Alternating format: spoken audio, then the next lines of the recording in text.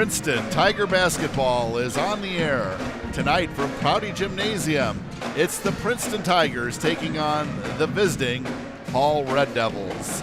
We want to thank our sponsors of Tigers Central Live, and they include Yepsen Insurance Agency, IV Net, Princeton Ready Creek, Micklig Energy, Bex, Central Bank, 522 Boutique on South Main Street in Princeton, Midland States Bank, Wright Excavating, KB Elliott Financial Services, Pioneer Genuine Seed Solutions, and Chapel Hill Golf Course and Event Center. We also want to extend a big thank you to the Princeton Public Schools Foundation. Thanks so much for tuning in. We want to welcome in fans of both Hall and Princeton, as well as fans all over Northern Illinois and beyond. I'm Norm Vandermoon, joined by Tiffany Gonigam and Brody Anderson. Steve Morton, our producer-director, is on hand, but working the board tonight is Christian Butler and Alex Perry, the always dependable Alex, on cameras as our crew is all set to capture these high school basketball headlines as they are being made. And Brody, not much more needs to be said than Princeton and Hall. Yeah, no kidding, Norm. Friday night, February, Princeton Hall, end of the season. Enough said. Yeah, it's going to be a good one. Princeton Tigers enter this contest 4-23 with a conference record of 1-8. They are coached by head coach Jason Smith. In their last 5 games, they beat Kewanee 63-58. They lost to El Paso Grinley 75-59. They beat Mendota 80-54. They lost to Byron 79-61, and then they lost to Erie Prophetstown 54-46. Upcoming games here for your Princeton Tigers include tomorrow night, they're up at Winnebago, who enters that contest 19-9. And then Tuesday, they're up taking on the Dixon Dukes, who enter that contest 9-16. In an earlier game, January 9th, the visiting Tigers lost to Hall 57-51. As well, the Hall Red Devils enter this contest 12-5 with a 1-7 conference record. Coached by Mike Filippini. In their last 5 games, they lost to Erie Prophetstown 58-34. They beat St. Bede 69-57. They lost to Mendota 70-42. They lost to Kewanee 62-59. And lastly, they lost to Riverdale 80-78. Upcoming games for the Hall Red Devils include they host Reed Custer, who's 15-12, in a game slated for tomorrow at 12:30. You can watch that game if you're interested at the home of the Red Devils, Hall Sports YouTube channel. And then Tuesday, they are at Sterling Newman, who of course is 27-1. Update on the boys regional. Princeton is at the Farmington Regional. They will play Monmouth Roseville at 6 p.m. Monday night, February 23rd. The winner will play the top-seeded Sherrard on Wednesday, February 25th at 6 p.m. As well, Hall is at the Rock Ridge Regional. The Red Devils will play host Rock Ridge on Monday, February 23rd on a to-be-announced time. Kewanee is at the Farmington Regional as well and will play the host Farmington February 25th at 7:30. Mendota will play up at the Rock Falls Regional. That game is slated for a Wednesday, February 25th game at 6 p.m. Mendota is the number 1 seed. And then lastly, Bureau Valley is part of the Bureau Valley Regional. There are 4 games to be played on Monday, February 23rd, and Bureau Valley is slated to travel to Fulton to play the Steamers. That time is to be announced. Glenark Eastland is the highest seed in that Bureau Valley boys basketball regional. Giving some insight on the girls basketball regional, I'll turn this over to Coach Tiffany Gonigam. Coach? Yes, first, the Bureau Valley girls will play the second game on Saturday, February 14th at the Galva Regional. Sterling Newman is the number 1 seed. Hall plays Erie Prophetstown on Saturday, February 14th at the Riverdale Regional. Riverdale is the number 1 seed. And the Princeton girls will play at the St. Bede Regional on Tuesday, February 17th, and that one is actually at 7:30. The Tigers will take on the winner of Saturday's Rock Ridge versus St. Bede game, and Rock Island Alleman is the top seed in that regional. All right, and fans want to watch that on YouTube. WLPO has said that Starved Rock Media as long as it's not Rock Ridge, and you and I, we don't see that happening, that as long as St. Bede or Princeton are playing in a given game in that regional, they will be broadcasting. Also, as far as the boys playing down at Farmington, you and I have both been to that gym. It's quite nice and quite spacious. Yeah, very spacious, yeah. Tiffany, I'm just thinking off the top of my head here. Mendota, obviously, you know, on the boys' side. Newman, obviously, on the girls' side. Chili's 22-5. Who would you say are some of the powerhouse girls teams in the area? Byron, definitely. They've held probably a top 5 ranking in the state all season, and I believe they are as advertised. And interestingly enough, that will our regional would feed into the same sectional that Byron's does. Yeah, and of course we played Rock Island Alleman, and they're the real deal. And again, they're and star Riverdale, player. Yeah. Megan Holke, she's a senior now, and she's been a top player for them for many years. And we will take it to Mike Verana and hear our starting lineups and national anthem.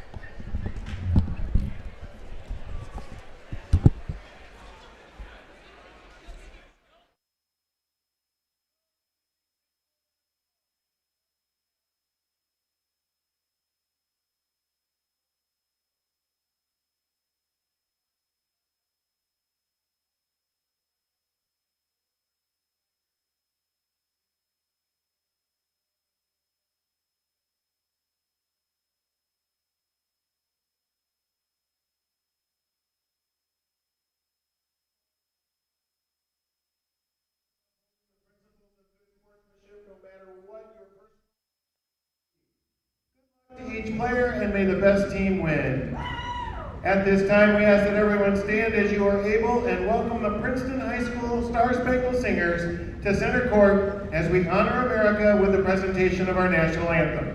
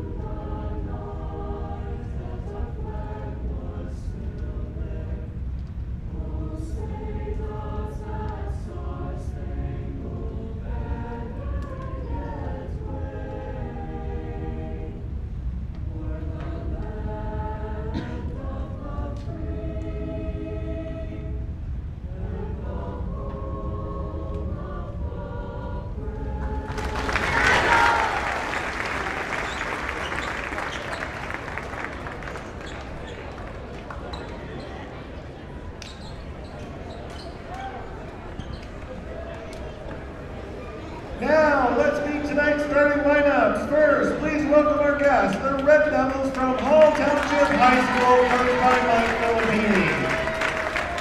A 5'7" senior guard number 0, Grayson Biggett. A 6' junior guard number 3, Noah Klim. A 5'11" junior guard number 4, Luke Bryant. A 6'4" senior forward number 21, Clayton Fazzanetti. And a 6'2", senior forward number 33, Braden Curran. Those are the Red Devils. Tiger fans, on your feet. Let's meet the starting lineup for your Princeton Tigers. A 6' sophomore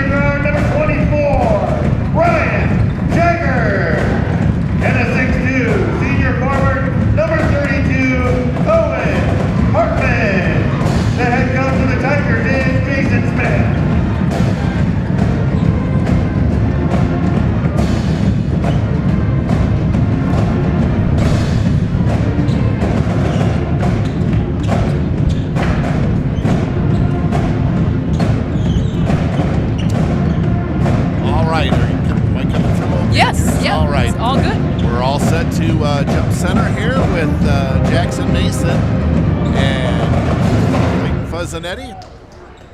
Sophomore game went to the Hall Red Devils, 52-43. Thomas Downey, the official, outstanding official out of Putnam, Illinois, ready to get it started. And it is the Red Devils getting the opening tip. Grayson Bickett out high. Bryant down the lane. Layup is blocked cleanly.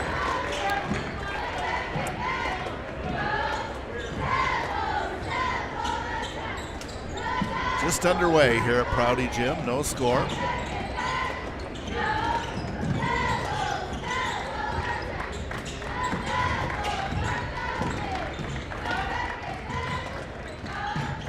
The Devils get it inside. That's Curran, and his shot is good.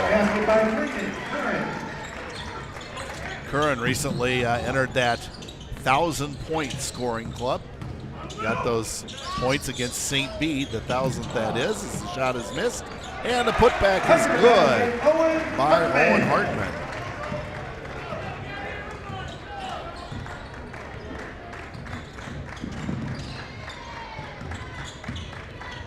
And a steal by Hartman. He's ahead of the pack. And the layup no good, but therefore the follow is Gavin Lanham.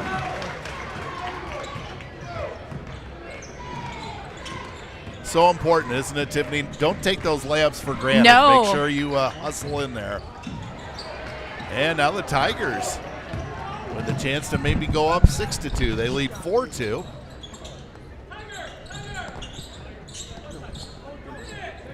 Jaggers gives to Jackson Mason. As Brody pointed out in the pregame, these two teams have played before. Hall won that one. Now a three-pointer on the way, missed by Mason, rebounded by Lanham. 10-footer blocked. Tigers get it back. It is Owen Hartman, and you can count it. Oh, that's the second offensive rebound of the night for Owen Hartman. He's had a good couple opening minutes here. Hunter Edge come in for Hall. Owen Hartman at the line for Princeton, shooting one. So Owen already with 4 points and make it 5, and the Tiger lead is 7-2. These two coaches, Mike Filippini and Jason Smith, both veterans and both friends, both likable individuals. 15-footer on the way, and the shot is missed by Noah Plim.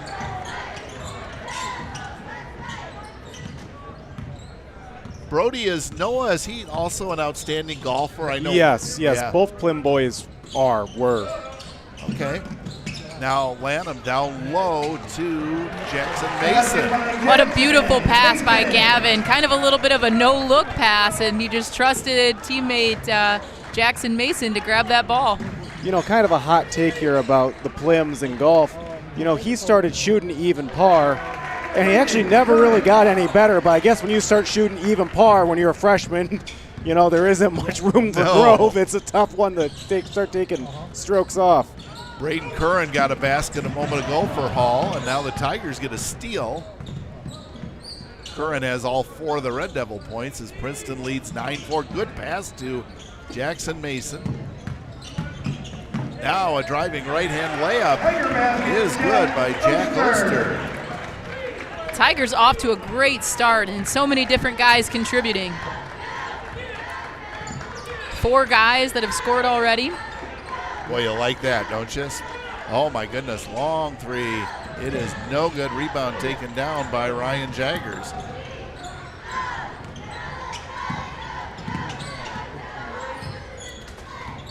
Now Oster at the top of the key. Jackson Mason. Jaggers tries a bounce pass. It's knocked out of bounds. It'll stay with Princeton. Replace Grayson Bickett. Ball remains with the Tigers. Daniel Barnes in for Princeton. 11-4 Princeton.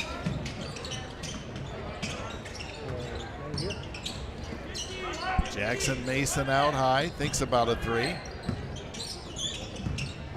Now Oster. Gavin into the lane. Tries to shoot, and we're going to get a foul. We are indeed.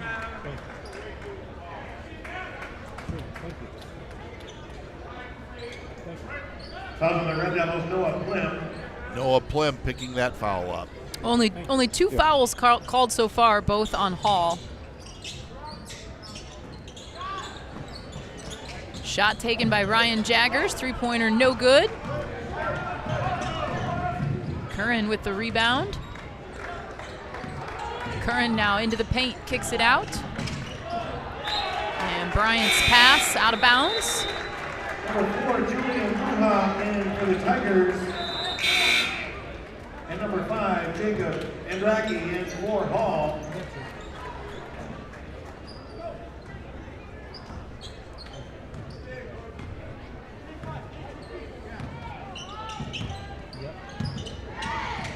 Oster gets to the paint, kicks it out. Open is Gavin Lanham. Corner three, good for Gavin Lanham. Tigers go up by 10, 14-4.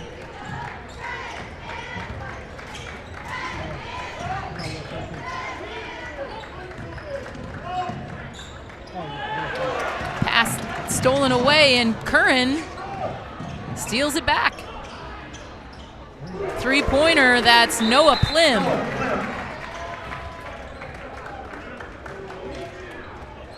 And a timeout is taken. Our first Illinois High School Glory Day is the Sheffield Cardinals. Sheffield High School opened in the mid-1800s and first graduating class was 1868. It closed back in 1961 when it consolidated to Buda Western High School. The school colors were scarlet and white. There was a 1916 basketball game between Sheffield and Kewanee. That final score of that game was 30 Kewanee, 15 Sheffield. Wendell Smith in the class of 1953 was Sheffield's all-time leading basketball scorer. Sheffield's 1952 football team then went 9-0 and won the Little 8 Conference. That's the Sheffield Cardinals.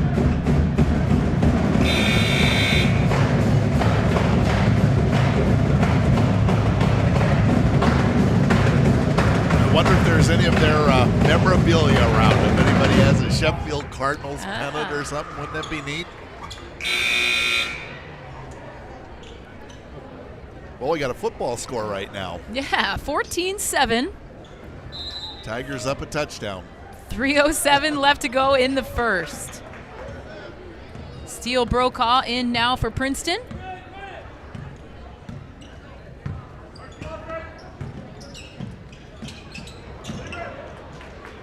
And a pass out of bounds there by Lanham. That was a big three moments ago by Noah Plim, though, because things were really going the wrong way for the Red Devils in a big way. So they got a score, a stop. We'll see what happens on this possession. Plim on the drive. Kicks out. Three-pointer stuck in the hoop. Daniel Barnes just tips it right out. Number 4, Luke White returns. And many of you probably realize it's a jump ball situation when that happens. And Princeton had the arrow going their way.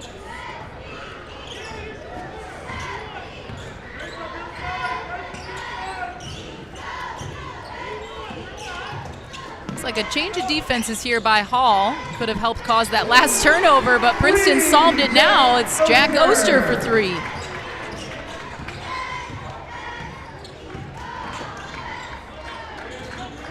Plim on the drive, pulls up, shot good. Passed by Noah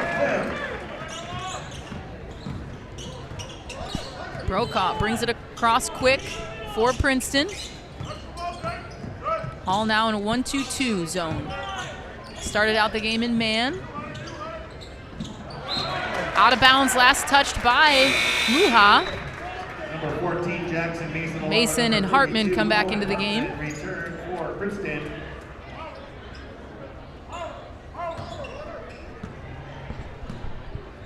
1:50 to go in the half, and obviously, Tiffany, some big times here. I mean, can Princeton expand the lead, or does Hall creep back in? Curran pulls up, mid-range, no Mercy. good. Foul picked up by Noah Plim. Only 3 fouls called in the game, all on Hall. Hall foul Noah Plim.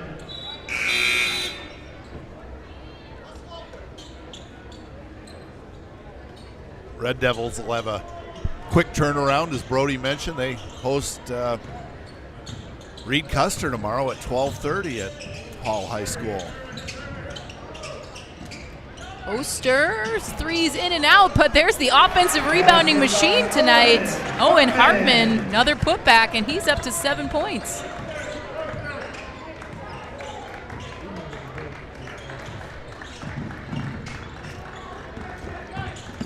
Pickett handling the ball for Hall. Three-pointer, no good. Tipped out of bounds by Bryant, and it's Princeton ball. Ryan Jaggers returns for the Tigers.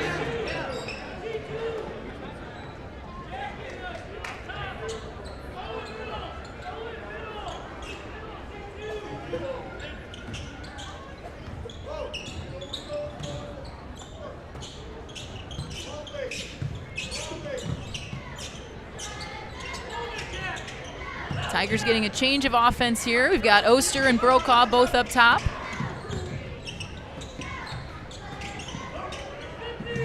Jaggers with it in the corner, gets it down low to Jackson Mason, nowhere to go, and stolen away by Curran.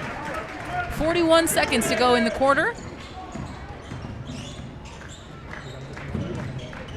Pickett into the paint, kicks it out.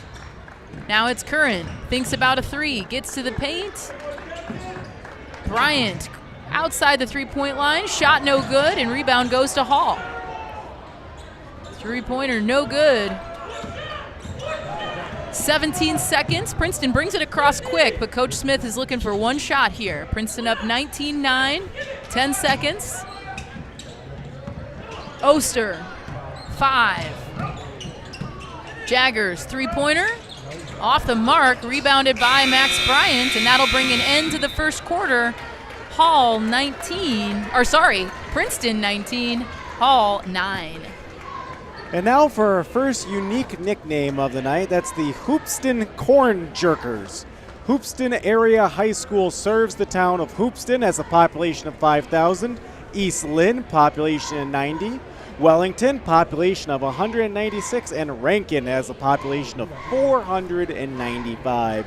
Hoopeston High School is 25 miles north of Danville, Illinois.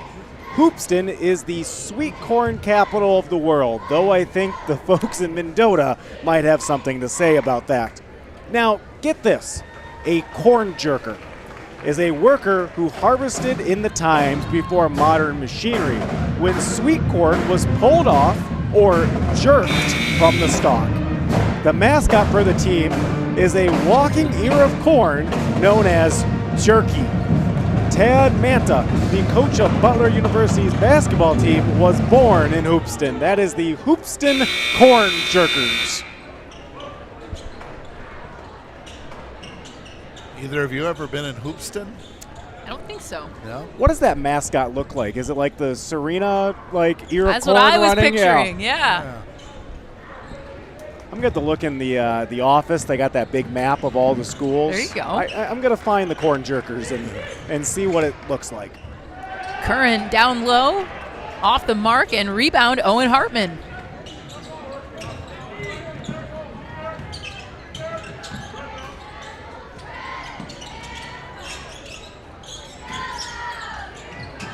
Now it's into Hartman down low again. Slips. He's going to be whistled for a travel.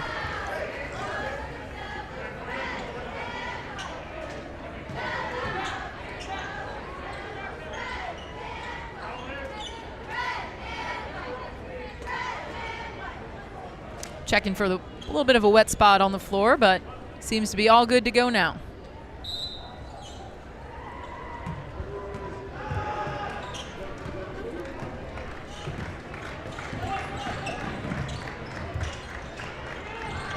Down low to Curran on the cut. That's Hunter Edgecombe. He's fouled and will go to the line for 2.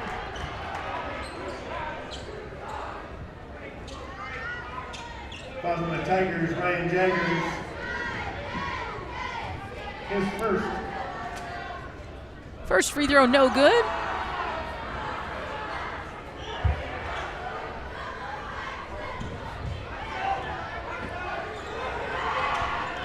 Second free throw is good for Hunter Edgecombe.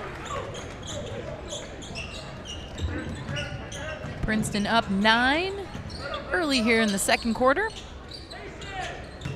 Lanham loses control, and it'll be Hall ball. Well, Tigers with a couple of turnovers here to begin the second quarter. Not what Coach Smith was looking for.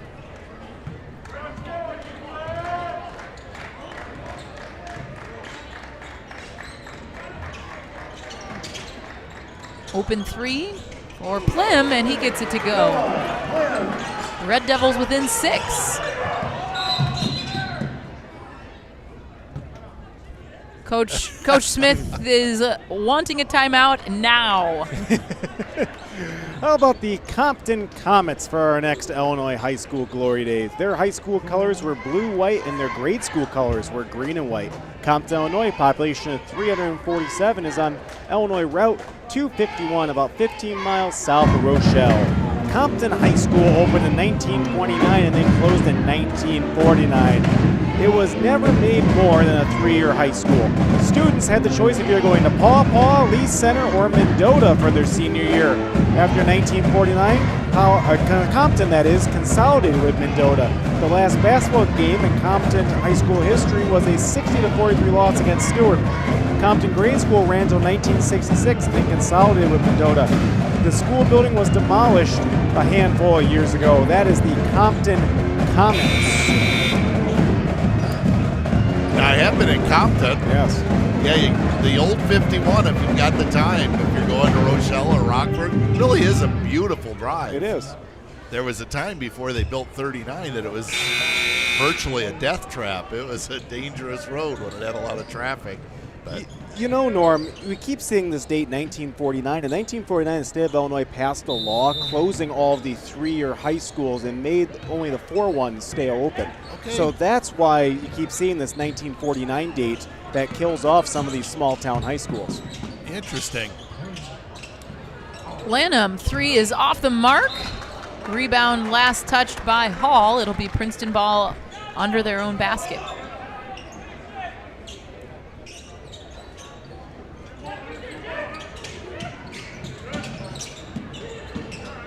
In it goes to Jackson Mason.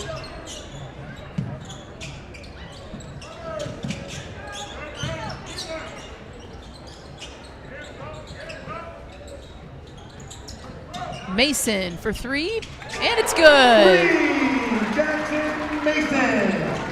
Jackson Mason puts the Tigers back up by 9.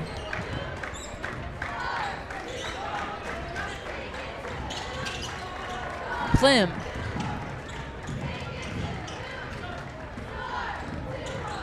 Bryant brings it out. Plim on the move again. Pass nearly out of bounds, but Curran wheels it in. Hartman almost takes it away, and now it'll be Hall ball. And Tiger defense is excellent.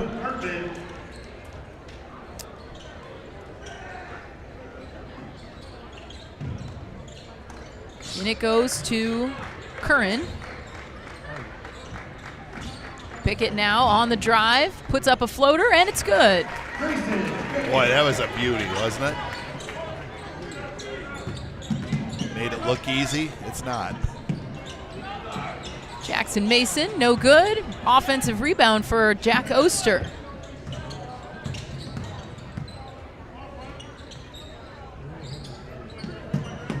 Mason, shot on the right side, no good. Rebound, Curran. Into the corner now to Bickett. Down low it goes. And then a three-pointer for Bickett, no good. This time it's going to be Braden Curran whistled for the foul. His first. Braden Curran. That's one as a coach, I'm guessing you don't really mind that much, so being aggressive, going for the ball. I'm going to go out on a limb, and I'm going to guess that Mike Filippini at halftime is going to bring up about boxing out, not giving up so many offensive rebounds. Yeah. I mean, Owen Hartman's had several just himself.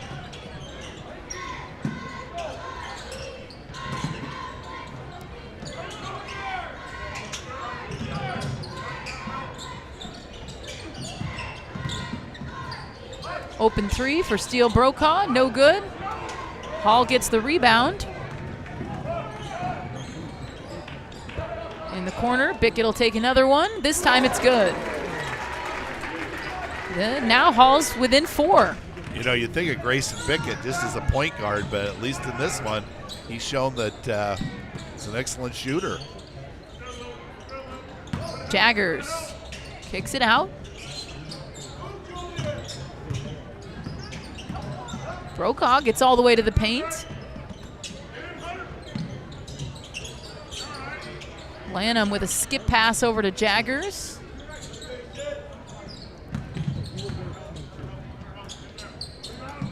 Lanham for 3. Gavin Lanham. And that's his second 3 of the night. He has 8 points in the game, and the Tiger lead is 7 with 3:50 to go before halftime. Bryant, now Plim for 3. Shot no good. Rebound tapped around. Red Devils are going to get another chance. Some sort of violation. Double dribble. Okay, thank you, Tiffany. I didn't necessarily see it, but I was able to make out the signal there. All right. Had his back to the booth, so it was kind of hard to tell. Tigers led by 10 after 1. Now Muha fires away. Shot no good. Offensive rebound is missed by Saylor. And here come the Red Devils on the run. All the way to the hoop is Noah Plim. And he's having a good night. He's got 10, 25-20. Now Lanham hands the ball off to Brokaw. Hayden Saylor open for 3. What a block by Curran.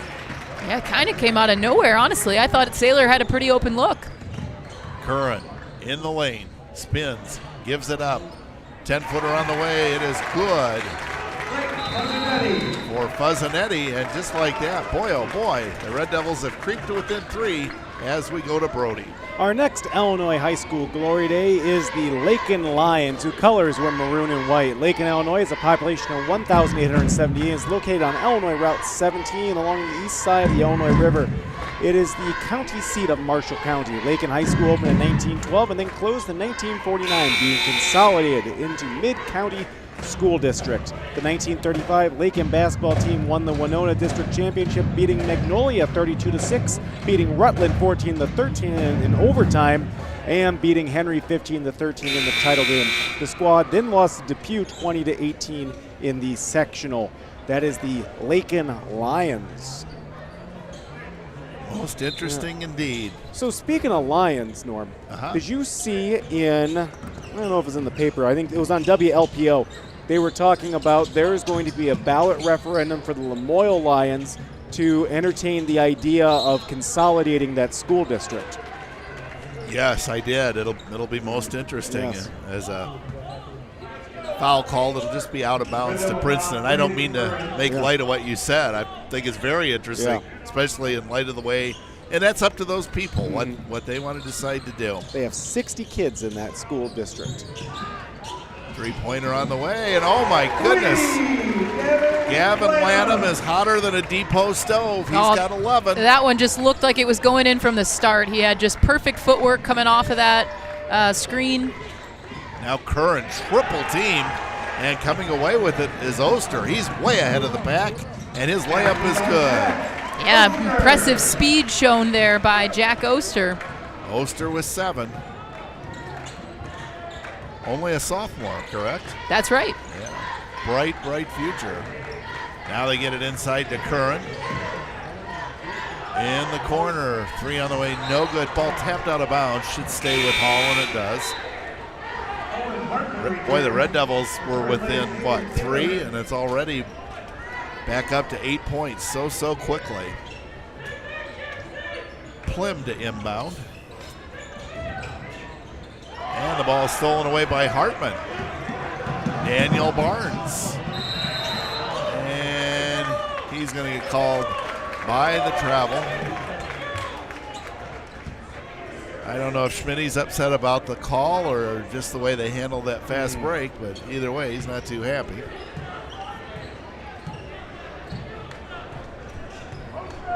Tell you, Schmitty is fired up tonight. He doesn't need any Mountain Dew or anything.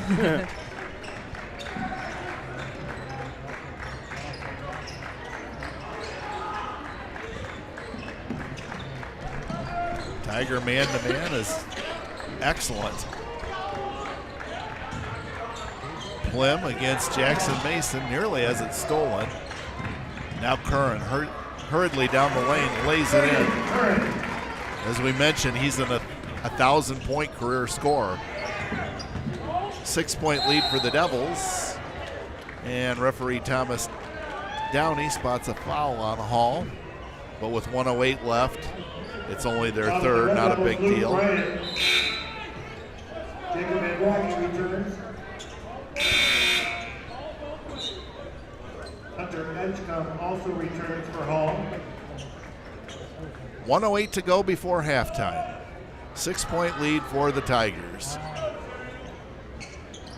And the ball tapped away but recovered by Jackson Mason. Now Barnes out high. Gives to Oster.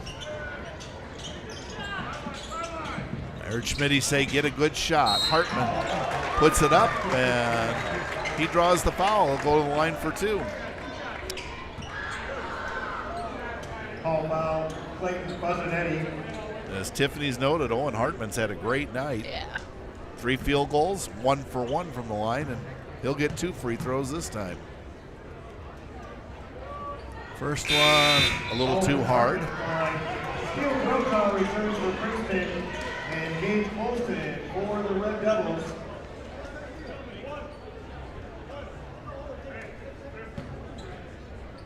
.53 seconds remaining in the half. Princeton by 6. It'll stay that way as the free throw no good.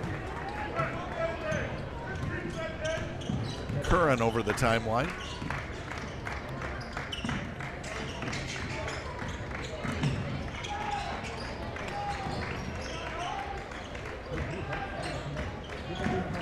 Bickett. Now Curran, a 3, no good. Good box out that time by Hartman. And with 25 seconds left, we'll see if the Tigers hold for 1. Steele Brokaw out high. Down to 15 seconds for the half. Gavin Lanham dips under 10 seconds. Now Steele Brokaw drives in the lane. Hartman picks it up. His shot is blocked. And that will end the first half with the Princeton Tigers leading the Hall Red Devils by a score of 30-24.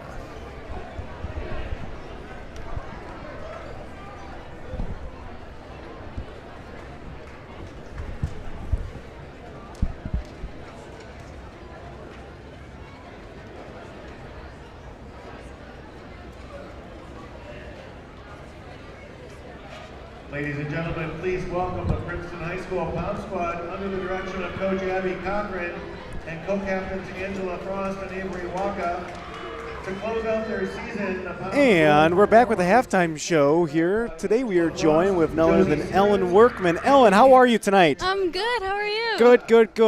Thoughts on the game thus far? It's pretty good. Whoa. Fireball. I think Princeton's doing pretty well. I heard Hall was supposed to be pretty good. So. Yeah, they're holding their own against the Hall Red Devils. Gavin is killing it. He is, that's for sure. Well, Ellen, why don't we start here? Tell the folks at home a little bit about yourself. Okay, I'm a senior here at PHS. I am captain of the varsity scholastic bowl team. I am involved in theater, student council, year 1, band, choir. Yeah. So actually, let's talk a little bit about some of these activities that you're in. I actually want to spend a little bit of time this evening talking about the theater program. Awesome. So tell me what's going on here with the drama department here at Princeton High School. Well, this spring we're putting on Addams Family, the musical. Yep. March 27th and 29th. I'm really excited. I think it's so fun. What role are you playing? I'm playing Alice. Nice. The musical is very different from the movie. Yeah. In the musical, Wednesday falls in love, and with a normal boy from a normal family, Sure. which doesn't really align with the Addams because you know they're kooky, mysterious and spooky. Yeah. And so I'm playing the boy Lucas's mother, and it's so fun. Yeah. So I guess I should start with the Addams Family here. How many times have you guys listened to the theme song since we've started this? A couple, yeah. The snaps and everything are in there. So, what has been the most challenging part of putting on this production?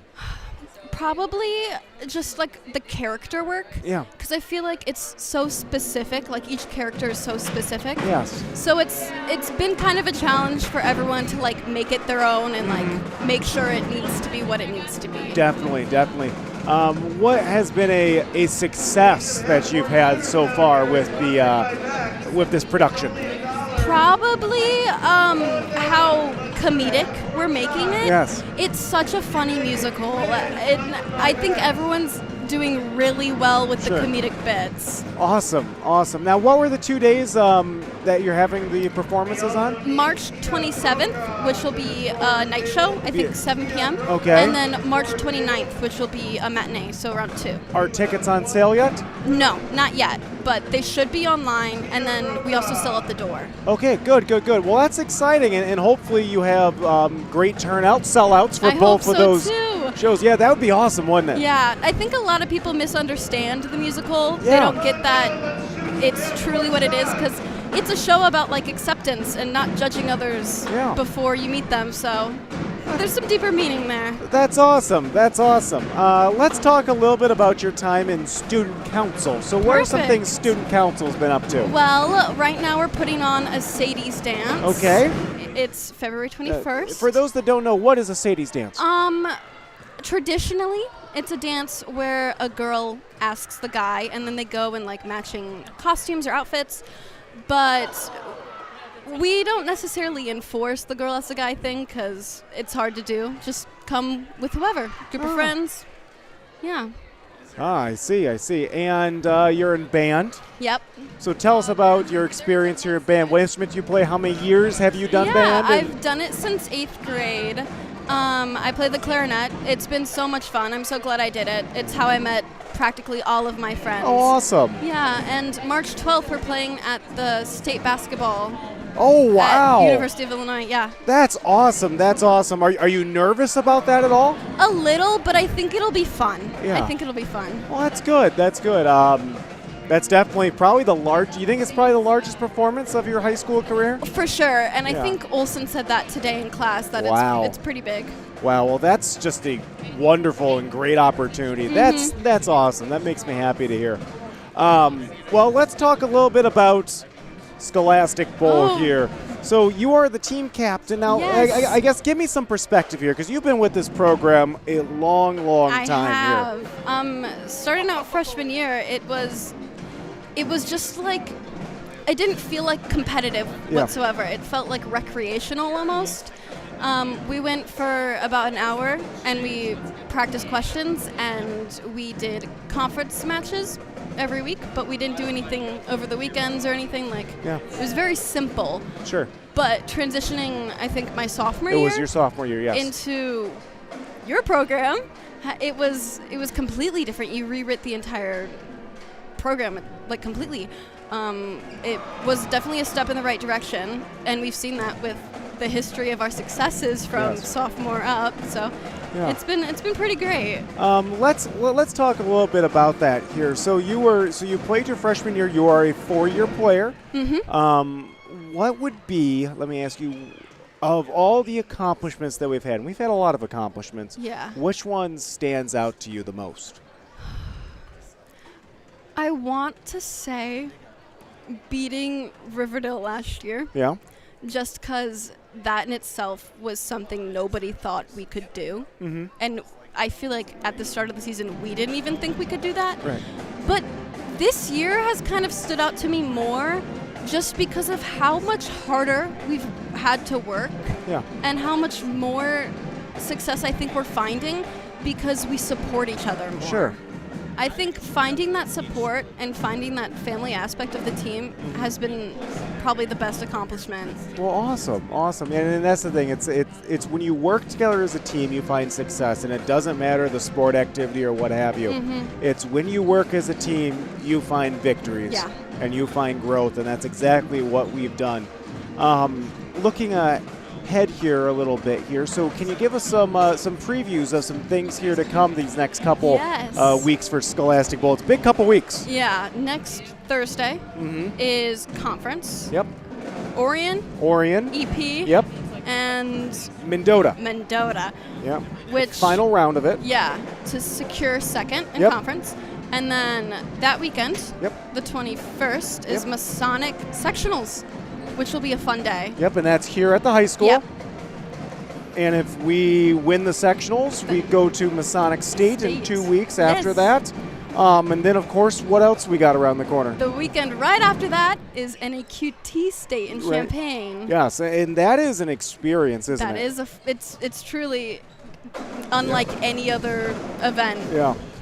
Timed rounds, high intensity, no bounce backs. I mean, it is in your face. It is. And it's huge. Yes, it's huge. Last year we took 5th in it, and I'm expecting, great results here. I mean, we took down scary schools last year.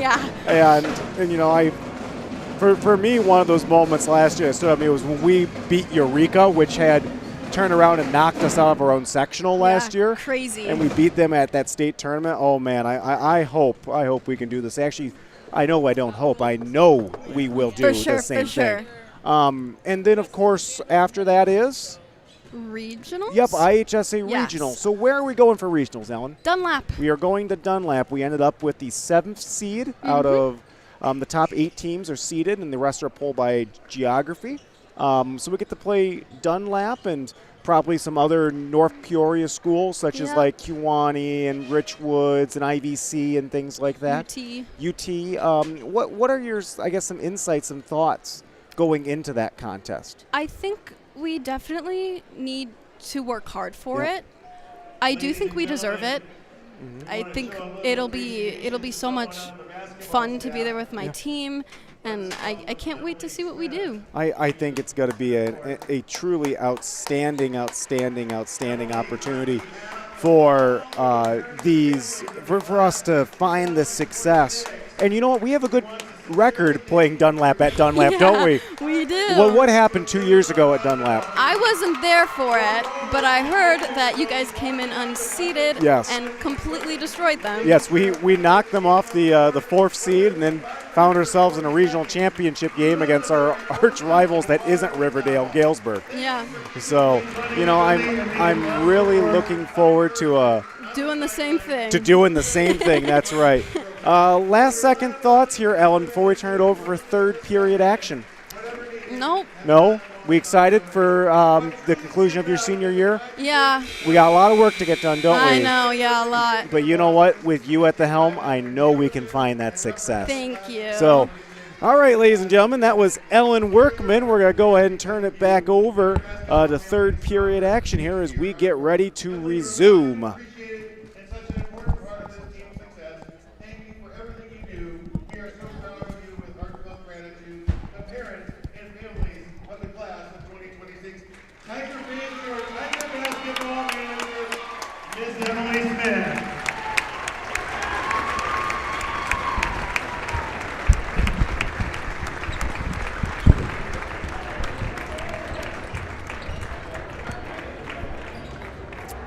How wonderful, that was very touching. Just an awesome moment for an awesome person.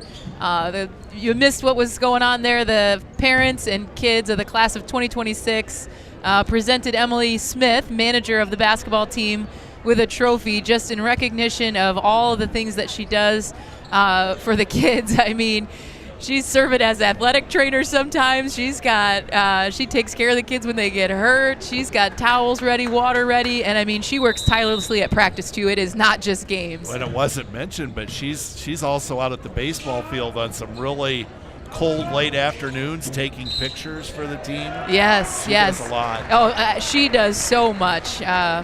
Wonderful recognition for Emily. Well deserved. Grayson Pickett. I think she was genuinely touched by it too. Yes. And so we open up the third quarter, and Princeton's Owen Hartman is at the free throw line. He makes the first.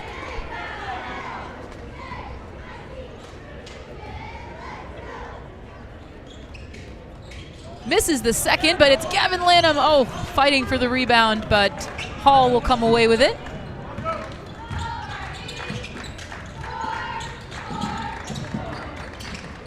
Shot at the top is Noah Plim, no good.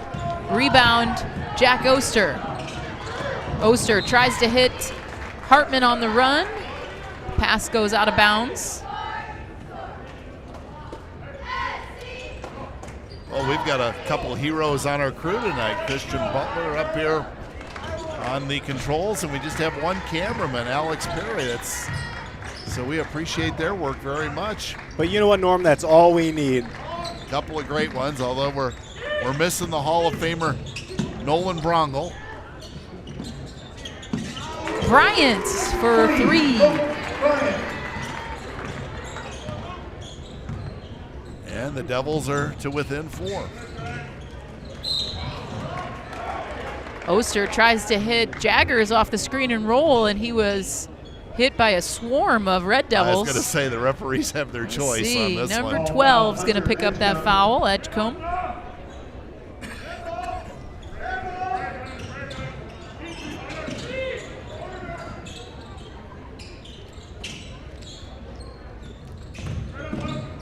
Jaggers to Lanham on the basket cut. No good.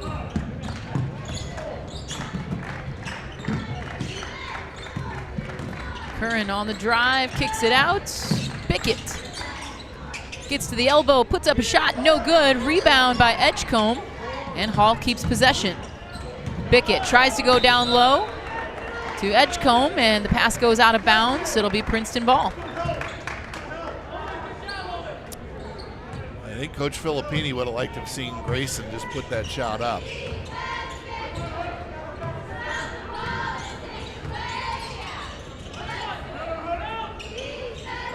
Yeah, I believe he's one in the first half, Norm, that had that nice float shot right in the middle of the lane. Yeah. Jackson Mason shot no good. Rebound Bryant. Plim down low to Edgecombe. Kicks it out and out of bounds. So both teams having their issues with turnovers here as we begin the third period.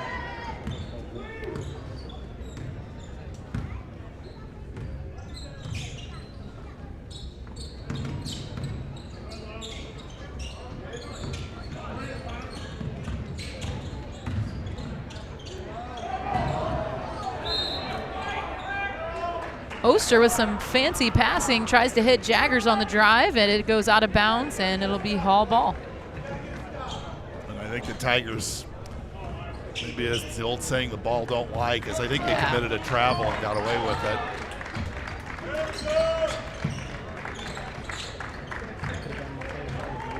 it. Jackson Mason gets a touch on the ball. Noah Plim. Bickett now on the drive. Kicks it out. It's an open Braden Curran. His three-pointer off the mark. And a foul on Princeton. Foul on the Tigers, Jack Oster.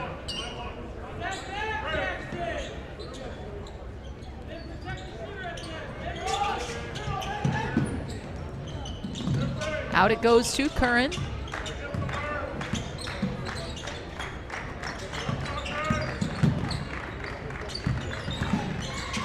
Bryant with a pass down low. Picked off by the Tigers. And now it's Jaggers. His pass stolen away. Bryant underneath. Bryant had some patience waiting for somebody to come try to block it and trying to see what happened here. Foul on Princeton. They are going to give him 2 free throws, which sometimes in this situation we'll see him call it on the floor. Yeah, you're right. That's interesting. Bryant hits the first free throw, and we have a 1-possession game. Tigers up by just 3 points.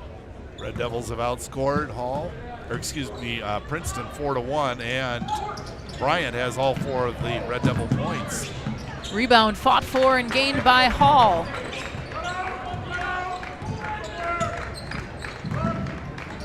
Bickett finds a cutting Edgecombe. Hall decides to reset. And open Noah Plim for 3. Ties the game. He's got 13. Oster gets to the basket and 1. Big play for Princeton and Jack Oster, as he has a chance to put the Tigers back up by 3. Really a strong, strong move. Oster on the line, shooting 1.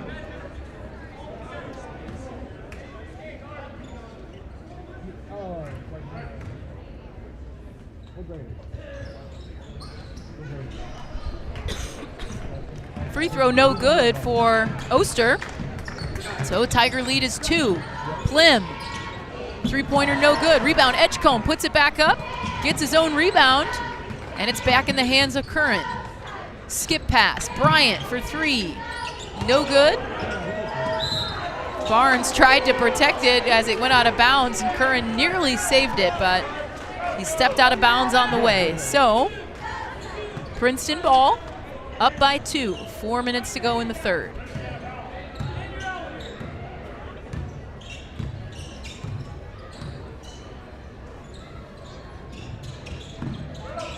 Down low to Saylor. Looking for help. Curran steals it away. Fast break. Curran, left side. No good. Bryant there for the rebound. We're tied again at 33. Lanham tries to go down low to Jaggers. Pass is stolen away. Curran on the run again. Misses. This time the rebound's pulled down by Hayden Saylor. That was good defense that time by Daniel Barnes. Made Curran alter that shot ever so slightly. Oh, great move by Ryan Jaggers. Just enough patience to let those shot blockers go by and draw the foul. Tigers go up by 2.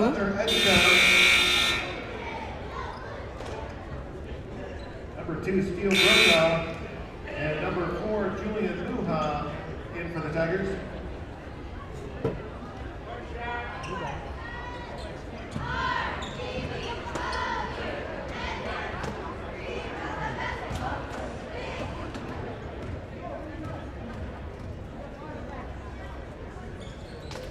Jaggers gets the free throw to go, and the Tigers are back up by 3.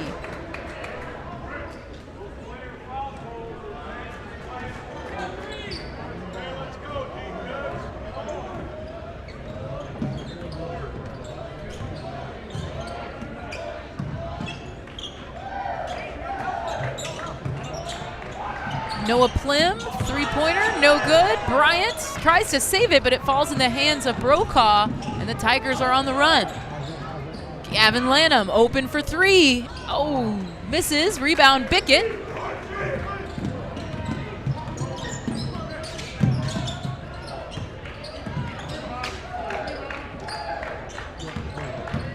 Curran all the way to the hoop, no good. Tipped out, last touch by Edgecombe. Tigers doing a good job on Braden Curran. He has 6 points, but probably below par for him. Yeah.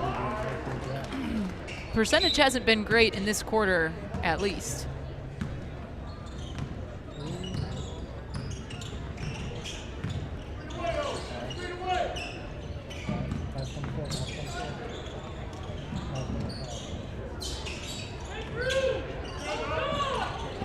Ball in the hands of Hartman. Shot blocked by Edgecombe.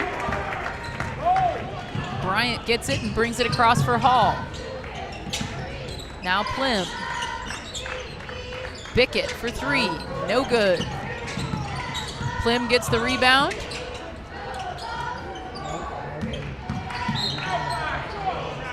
And a foul there. It's another one on Oster, I believe. That'll be his second. Oster, his second. Clayton Fuzzanetti returns.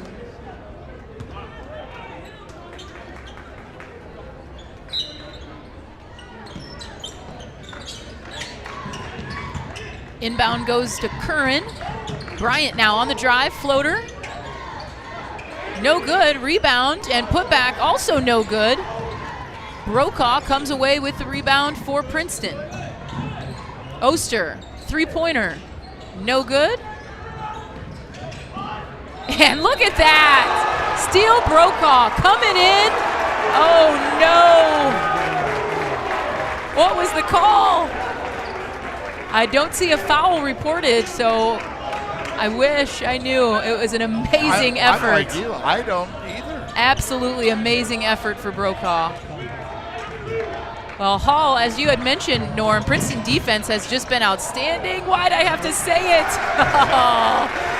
And they give up an easy look there to Fuzzanetti, bring the game within 1. But to that point, Princeton has done well these last 4 minutes, keeping Hall at bay. And now a pass stolen away. It's Curran. Fast break underneath with Fuzzanetti, I believe.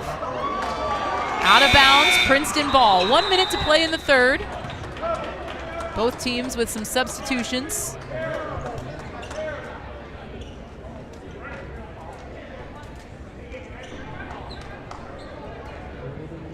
Just 1:04 to go in the third period.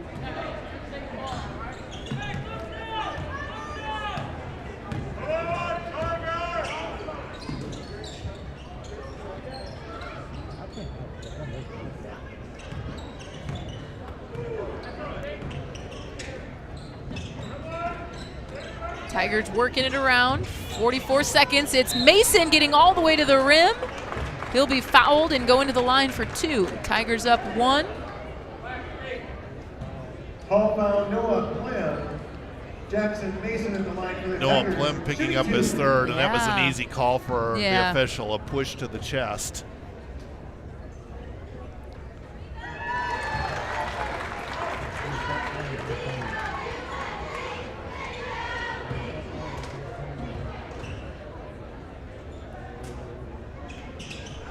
And he makes the second. So Tigers up 38-35. Tigers 4 out of 5 from the line in the third period.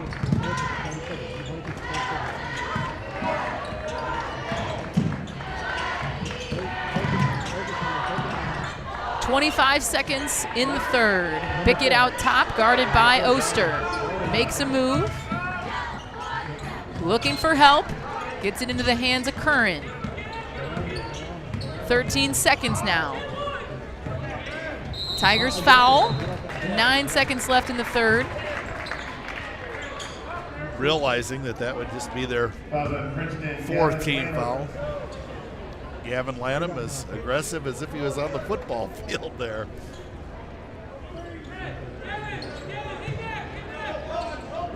Ball in the hands of Bickett. Right side, quick three-pointer, and it's in and out. Still 1 second. Oh, man. Wow. Jackson Mason hurls a full court shot, and Braden Curran is there to block it. I can't imagine that felt good. It didn't sound good. So the end of the third quarter, we've got Princeton 38, Hall 35. Our next unique nickname is the Fisher Bunnies. Now, Fisher is a village in Champaign County with a population of slightly over 2,000. Fisher is located on U.S. Highway 136. In a game against Urbana in the 1930s, 2 of Fisher's basketball players wore Lucky Rabbit's feet on their belts. Fisher then beat Urbana 27-25. The rabbit feet wearing spread to the other players and many of the fans, and Fisher went to win on the tournament in the championship game in a slowdown 13-8 over Rantoul. That is the Fisher Bunnies. So we've talked about the Corn Jerkers and the Bunnies. We got some unique names tonight. Yes. I like the story behind it and the fact that Fisher would beat Urbana. I mean, what are we talking? Difference in population? Probably, you know, more than 10 times as big as school. One of the more fascinating ones in our glory days is that Lafayette once beat Chillicothe in football. You ever been in Lafayette? I don't think so. Yeah, well, Malden would look like New York City. by Oh, boy. comparison. Oh, boy.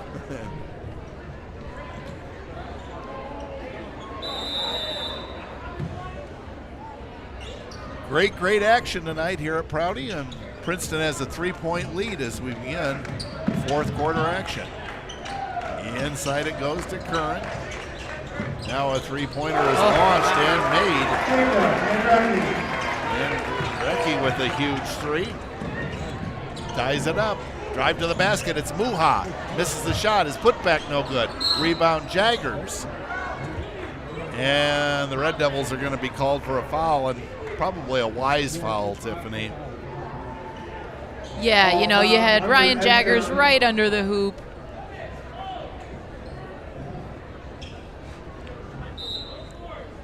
So that foul was on Edgecombe. It's his third. Lanham for three. No good. Offensive board Jaggers, no good. And a foul going to be called on Noah Plim. So the Red Devils are getting killed on the boards as Bryant set to check back in for Hall. Ryan Jaggers in the line for the Tigers. Ryan Jaggers has 3 points, 1 for 1 from the line, make it 2 for 2. Number 4, Luke Bryant returns.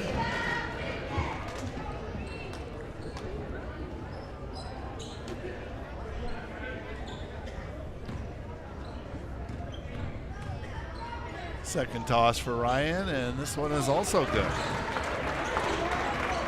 40-38, the Tiger lead. Bickett over the timeline. Bickett gets a pick. The Devils whipping around the horn, and Bryant to the foul line. And another foul, but this one on the Tigers, only their first. On the Tigers, Gavin Lanham.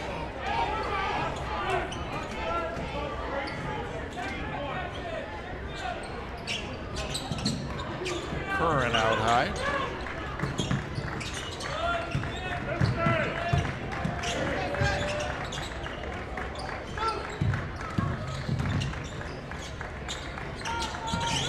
Drive to the basket, shot put up and made. Braden Curran. Tied at 40. 6:44 to go in the game. Muha, 17-footer, no good. Rebound taken in by Andrecki. Led ahead, and it's Bryant driving to the basket. He draws the foul.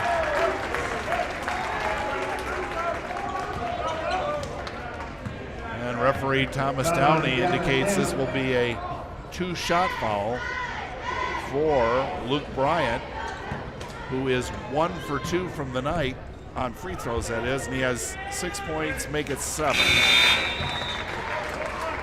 Former Ladd grade school star gives Hall a 1-point lead.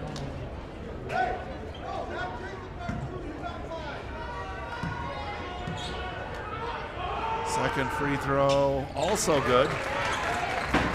And the Hall lead is 2. Brokaw, Jackson Mason being double teamed, and did he step on the line? No. At any rate, it'll be ruled off Hall and belong to Princeton with Jaggers inbounding.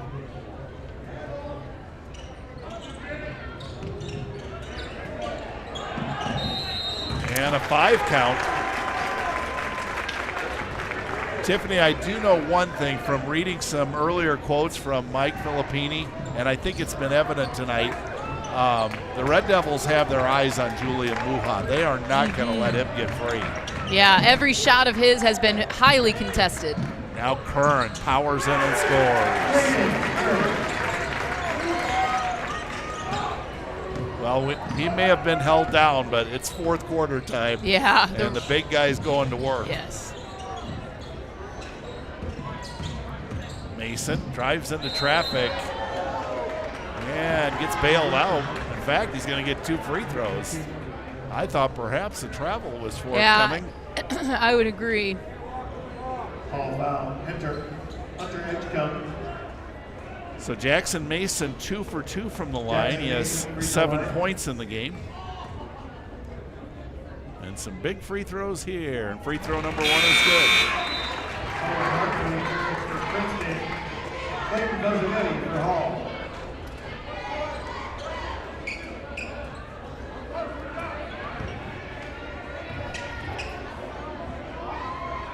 Second free throw, perfect. 2-point game. Tigers are 0 for Prouty, but I think they've only got like maybe 5 home games this whole season. It's a wild schedule. Bickett gives to Bryant. And Coach Filippini wants to talk things over with 5:37 to go. Let's talk about our next Illinois High School Glory Days. This is another kind of unique nickname. It's the Atwood High School Rajas. Atwood, Illinois, population of 1,116, is located 33 miles south of Champaign. Atwood High School began in the 1900s and then consolidated with Atwood Hammond School District in 1948. The Raja colors were black and gold. Tiny Atwood finished second in the state basketball tournament in 1922. Along with the tournament postseason trail, Atwood beat Bloomington 29-18. They beat Peoria High 17-15 and lost in the championship 24-16 to Centralia. Atwood was undefeated until the championship game. Former Atwood High Schooler Kenneth Wilson later became the athletic director at Northwestern University. He was also the president of the Big Ten Conference from 1945 to 1961. Wow. Jacob Andrecki with another 3 puts Hall up 47-42. Skip pass tipped away momentarily, and who's going to get it? The Tigers are. Mason into traffic, puts it up, no good, gets his own rebound, and a foul is called. I think this is going to be on the floor. We'll see.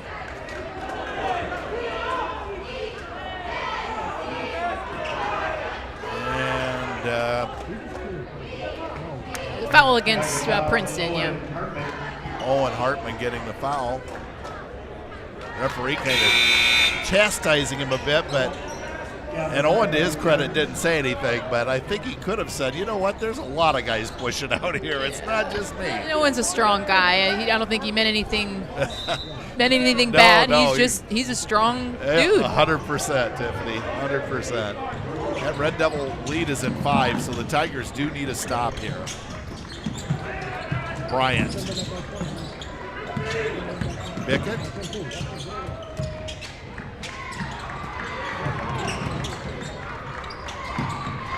$15-footer on the way, shot no good. That one missed by Fuzzanetti. Open 3 for Lanham, no. Big rebound taken down by Bickett. And a foul called on the Tigers. And is that 5, or did they already post it? Apparently it's the 4th on the Tigers. So free throws could be a huge factor down the stretch. Tigers have 14 fouls, Hall 3, 4:33 to go, Hall by 5, 47-42. Bryant and Drecky works against Jackson Mason. Good hands by Mason, tipping it out of bounds.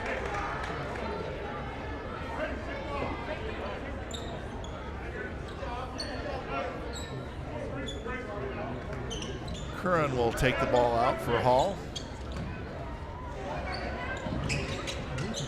Into the backcourt to Andrecki, who's been a huge factor. 2 threes in this 4th period. Spins. Now Bickett for three. Shot no good. Rebound going to be recovered by no one. A jump ball, isn't it? Yes. Yeah, that's right.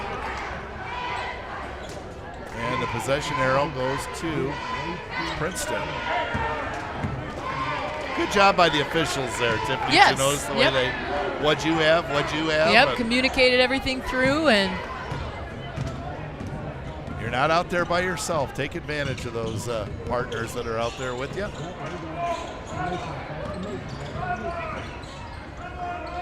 Jaggers to a cutting Steele Brokaw.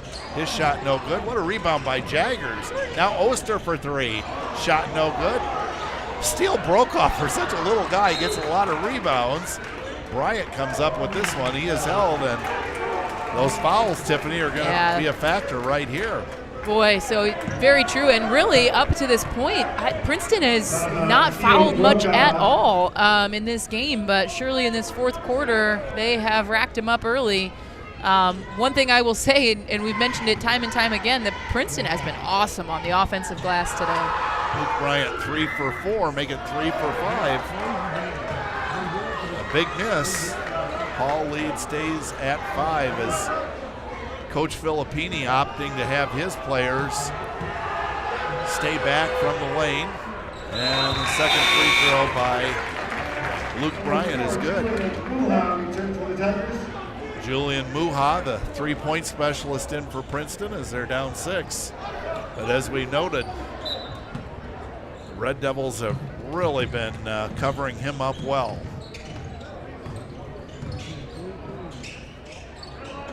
Pass intended for Muha, off the mark, retrieved by Oster.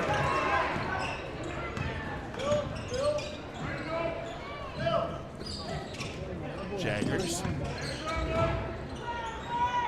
Steele Brokaw, three, no good. And the Tigers, with good hustle, able to corral the rebound. Now it's loose on the floor, and it's picked up by Andrecki. His shot is blocked, but there's also contact. Number 5 fouls number 5, and Andrecki will go to the line for 2. Imagine this, Tiffany. The Hall fans love it, and the Princeton fans don't. Oh, man. A good atmosphere tonight.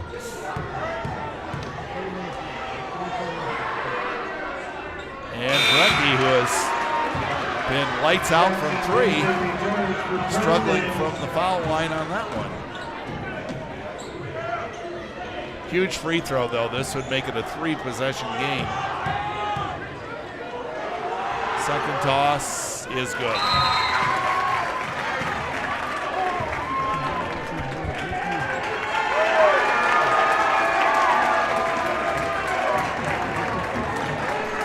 Do we have a technical foul here? I thought they were just subbing, and then I thought Coach took a timeout, so I am confused.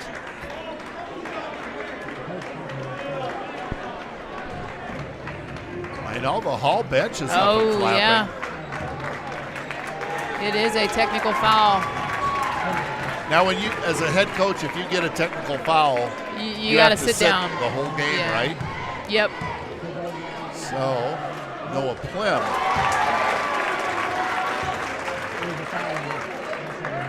Brody. So what I thought was a timeout signal was probably a technical foul. Yep. And second free throw, no good by Noah Plim.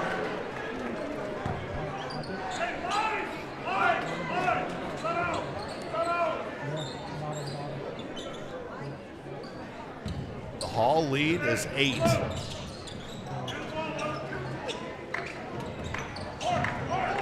Each team has 3 timeouts left. Bryant. Hall is under no pressure to put up a shot. Burning clock helps them.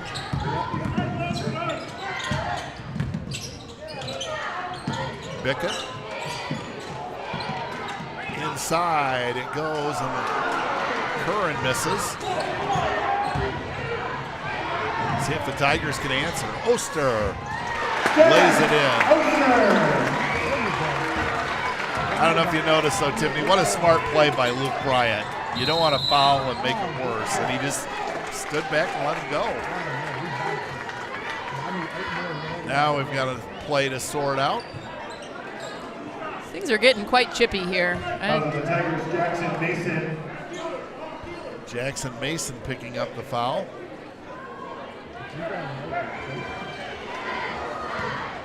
And Noah Plim back to the line. Free throw good.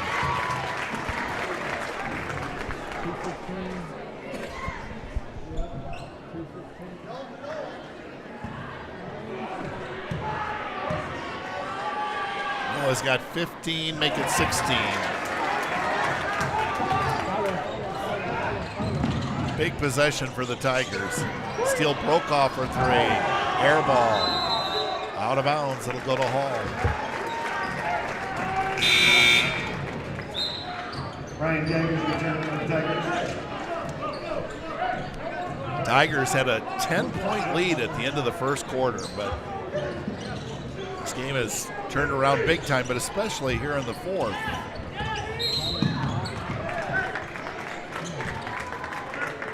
And 2 free throws coming up for the Red Devils. At the end of 3, Princeton led 38-35. So Princeton scored what?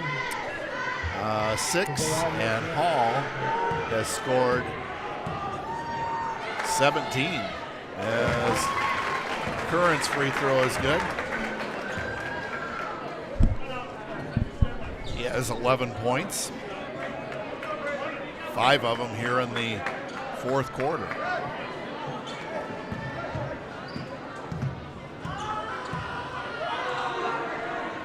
This one way too hard.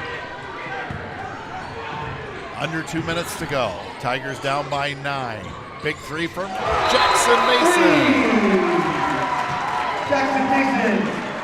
Timeout taken as we go to Brody. Our next Illinois high school glory day is the Atkinson High School Tigers. They opened back in the 1880s and closed in 1988. Their colors were green and yellow. The 1984 girls basketball team was an Elite 8 finalist. Atkinson's record in 1984 was 24-3. The 1986 girls basketball program was also an Elite 8 finalist. Their record were 25-2. Val Wankett of Atkinson High School was one of the greatest girls basketball players in IHSA history. She scored in double figures in all 103 games she played in, once having 32 rebounds in a January 28th of 1985 game against Wynette. Val scored 2,644 career points. The 1985-86 football team won the Indian Valley Conference as well with a 9-0 record. That is the Atkinson, that is, high school Tigers. I want to say Anawan. Anawan's still open. They're the Braves. Yeah. Boy, just to put that in perspective, Kaylee Klein had like 2,500. Right. And Val Wankett had, over 2,600. Tigers with all-out pressure, as you would suspect. Red Devils have to break the timeline. And a timeout called by Mike Filippini. A wise timeout as we go back to Brody. Alrighty, how about the Sedoris High School Pirates? Sedoris, Illinois, population of 402, is located about 6 miles south of Champaign, Illinois. Sedoris High School opened in the 1890s, and then in 1950 it consolidated with Tolono Unity. The school colors were maroon and gray. The school excelled in basketball in the 1920s.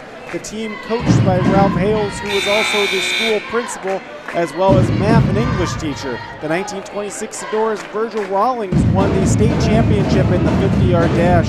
Dolly Schroeder attended Sedoris her freshman year and then went on to be the youngest player at the age of 15 in the All-American Girls Professional Baseball League. She played shortstop from 1943 to 1954. She is the all-time RBI leader within that league's history. That's the Sedoris High School Pirates. Wow, the Red Devils can't stand prosperity. Throw it away, so all of a sudden things open up a little bit for the Tigers. Down 6, but 1:41 to go. And they found something with this press that they've put on. Now Oster And he lays it in. So he gets the Tigers to within 4, does Oster with that layup.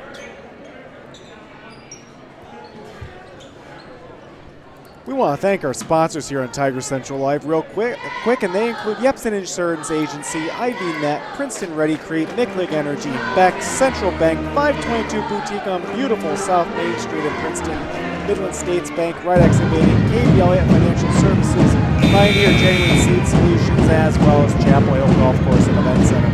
We want to give a big shout out to the Princeton Public Schools Foundation for all that they do as well. All right, Tiffany, I don't care which one you want to pick. What do you think Schmitty's saying? What do you think Mike Filippini might be saying? You know, I think partly Smitty wanted to get this press set up. They've had a lot of luck with it, nearly a 10-second call and then a turnover. So he wanted to make sure his guys were set. Curran throws the bomb. And Bickett wisely brings the ball out. They're going to have their pick on this one. There's about 3 guys that were following him.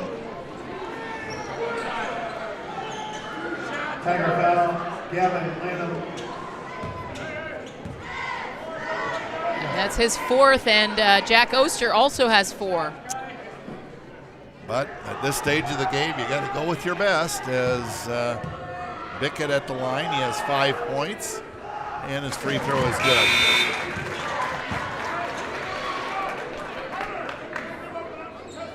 Five-point lead for the Red Devils.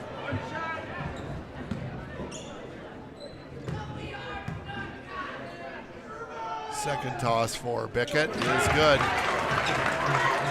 55-49 Hall. Oster down the lane. Shot no good. Ball tipped out of bounds. It'll stay with Princeton.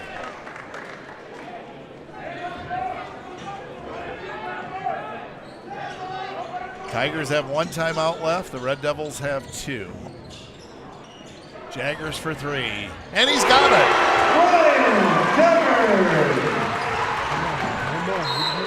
3-point game. Foul in the backcourt on Gavin Lanham.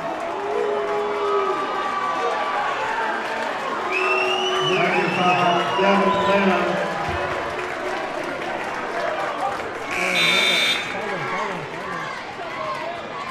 You know, Tiffany, some kids, they shy away from these pressure free throws. You just kind of get the idea that Grayson Bickett is like, I like this. I want this. Referee catching some heat from the Tiger bench, and they need to be careful. Steele Brokaw is going to check in.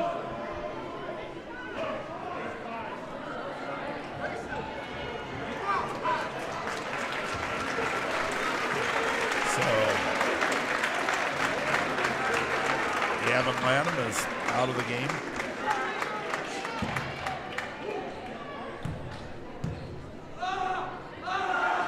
Free throw by Bickett, good. So he is 3 for 3 from the line here in this 4th quarter. And the Red Devils have put up 21 points in this quarter. Wow. Make it 22. Considering that, I don't know if they had 13 halfway through the second. Yeah.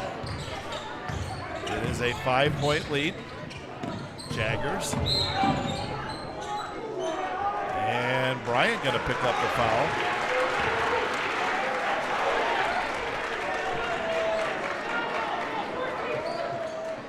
Red Devil foul, Luke Bryant. So you want to be an official. Holy. Ball tossed out long to Steele Brokaw. Jackson Mason for 3. Shot blocked. Ball goes out of bounds, and Thomas Downey says it will stay with Princeton.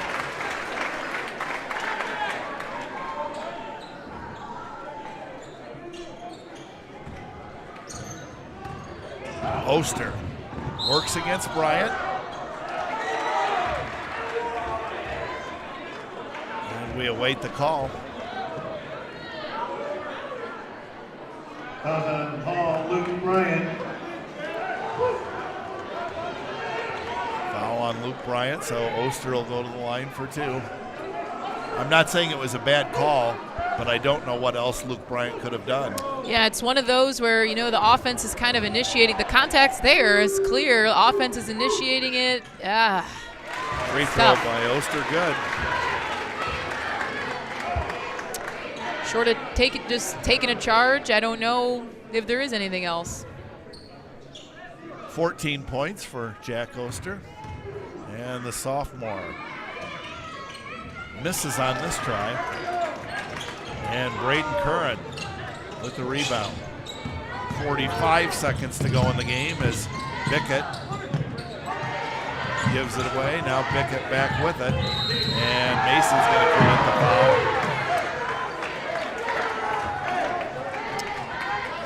And I think we would agree they're fouling the wrong guy, but sometimes you can't be choosy. Yeah, just 37 seconds left now. So Bickett 4 for 4 from the line in the fourth period. Make it 5 for 5. Boy, when you got a free throw shooter like this, it's like having that field goal kicker that's money from 50 yards in. Yeah. You know, oh, yeah. Very valuable asset. And good again, 6 for 6 from the line. 6-point game. Julian Muha for 3, and he's got it. Julian Muha. 59-56, Hall leads as we go to Brody. Let's go ahead and take a quick breather here and take a look at the upcoming Princeton Boys Regional. Princeton is at the Farmington Regional. They will play Monmouth Roseville at 6 p.m. Monday, February 23rd. The winner will play top-seeded Girard on Wednesday, February 25th at 6 p.m. Meanwhile, the Hall Red Devils is at the Rock Ridge Regional. The Red Devils will play host Rock Ridge on Monday, February 23rd. Time to be announced. Kewanee is at the Farmington Regional, and they'll play the host Farmington February 23rd at 7:30. Mendota will play at the Rock Falls Regional Wednesday, February 25th at 6 p.m. Mendota is the number 1 seed. And Bureau Valley is part of the Bureau Valley Regional. There are 4 games to be played on Monday, February 23rd, and Bureau Valley is slated to travel to Fulton to play the Steamers. That time is to be determined. Lanark Eastland is the highest seed in the Bureau Valley Regional. A lot of exciting postseason action right around the corner. Well, again, Tiffany, let's go to you for the coaching perspective here. Well, hey, when you've got, Julian Muha, Jackson Mason, Ryan Jaggers out there, Princeton is by no means out of it. It was 37 seconds on the clock at that last free throw, 31 now. They got that 3 off in 6 seconds.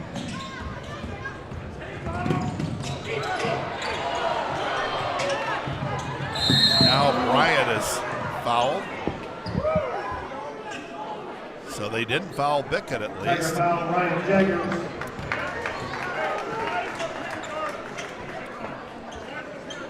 Bryant is 4 out of 6 from the line.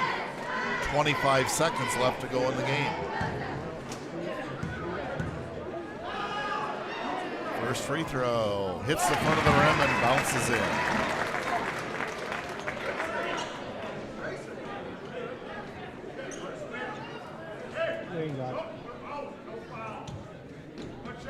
Maybe heard Coach Filippini say no fouls. Second free throw, no good. Rebound Ryan Jaggers. Oster. Mason. 3 on the way. Good! Jackson Mason. And a foul in the backcourt. It's Curran will go to the line, who's 1 for 2 on the night. Still 7 seconds left. And wow, even if he makes them both. Yeah, Princeton Tigers could tie it up. Coach Filippini opting to still not putting anyone on the lane. Oster got his 5th foul there. As Hayden Saylor checks in, but we've seen Hayden be a good 3-point shooter. Curran's free throw. No good. What a finish we have in store in these final 7 seconds. Now the Red Devils opt to put a couple men on the free throw lane. As Curran's second free throw, also no good. And a foul called. Wow. Red Devils. This will put Princeton at the line for 2. Hunter Edgecombe picking that up. Hunter Edgecombe.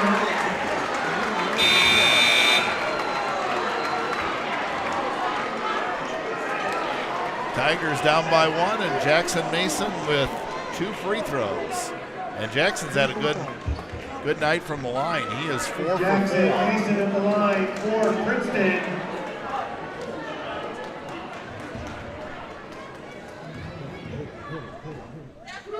Free throw by Jackson Mason, no good. Needs this one to tie it up. Right now, 6.6 seconds seems like an eternity. Agreed. Hall has 2 timeouts. Second free throw is good. And they take 1 here.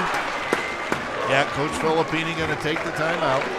We want to thank our sponsors of this exciting game here on Tiger Central Live, and they are Chapel Hill Golf Course and Event Center, Pioneer Genuine Seed Solutions, KB Elliott Financial Services, Wright Excavating, Midland States Bank, 522 Boutique on beautiful South Main Street in Princeton, Central Bank, Bex, Pickwick Energy, Princeton Ready Creek, IVNet, and of course Yepsen Insurance Agency. Also a big shout out and thank you for the Princeton Public Schools Foundation for everything they do for both academics and athletics here in our amazing town.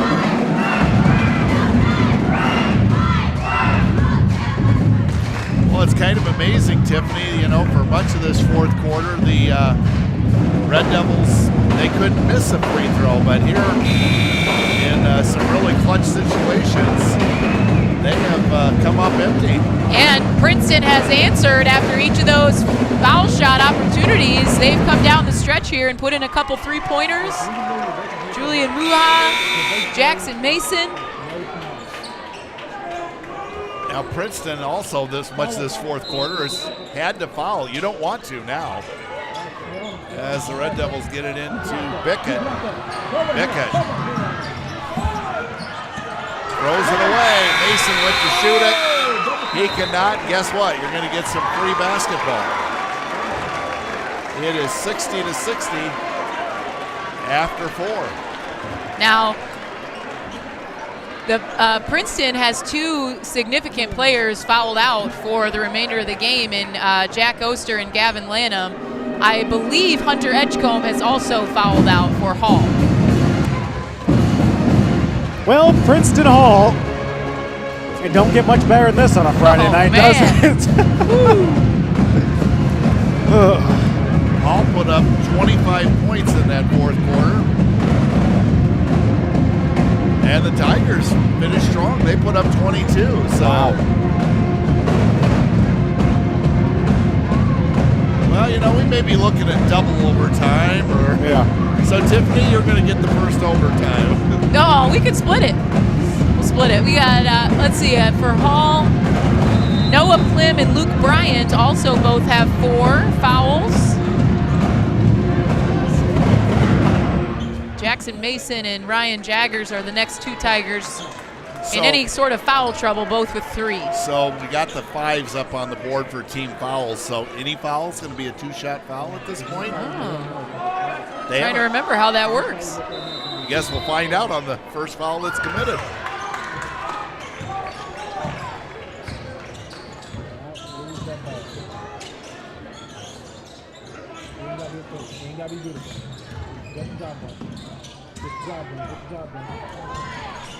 Brokaw underneath to Muha. His shot is blocked.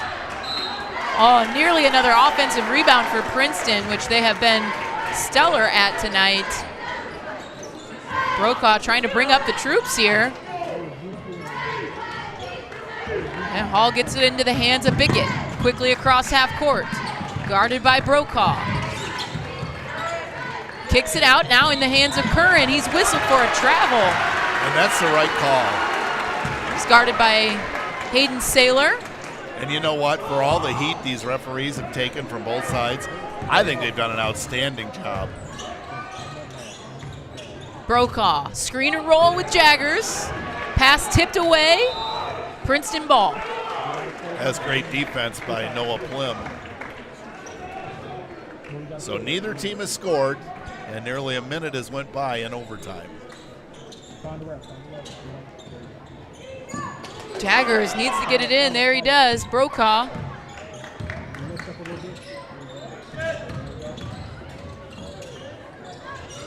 Back into the corner to Brokaw. Muha at the top, puts it on the floor. Jackson Mason all the way to the hoop, can't get it to fall. Rebound, Braden Curran. I almost think Jackson couldn't believe how open he was. Pickett looking for help. Pass to Curran's tipped away, and Brokaw's on the run. Brokaw, shot no good. Rebound, Hayden Saylor. Saylor's pass, stolen away by Bryant. And Julian Muha makes a great defensive play, stripping the ball out of Bryant's hands at the last second. Hauled to inbound under their own basket. We are still tied at 60. Number 12, Daniel Barnes, into the game for Princeton. Absolutely incredible. Both teams right next to their own basket, and yet not able to score.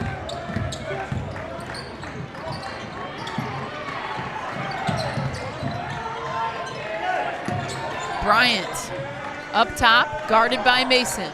Now Plim puts the ball on the floor, puts up a jumper, no good. Rebound, Jaggers. Mason now across the timeline. Puts it on the floor, stripped away. It's Luke Bryant. Now ahead to Bickett. Bickett into the paint, puts up a floater, and it's good. Wow, what a sensational shot by Bickett, and that is the first 2 points of the overtime. I think the point you made, Tiffany, was really significant, that both Oster and Lanham have fouled out for Princeton. Now Jaggers drives in. Shot is blocked. That was Edgecombe on the block. I would say the referees have been very consistent so far in this overtime. A lot of contact, but it's been both sides. Jaggers. Now Mason down the lane. Puts up the shot, and a foul's going to be called. That one going on Fuzzanetti. That's his second. 2-shot foul for Jackson Mason, who moments ago was 1 for 2 from the line. And the free throw good. All in all, though, a great night from the line for him, as he is 6 out of 7. 62-61 Hall. 1:27 to go in the first overtime. Second free throw, also good. We are tied at 62. Bickett works against Muha. Bickett over the timeline. Now Curran out high. Bryant. Noah Plim.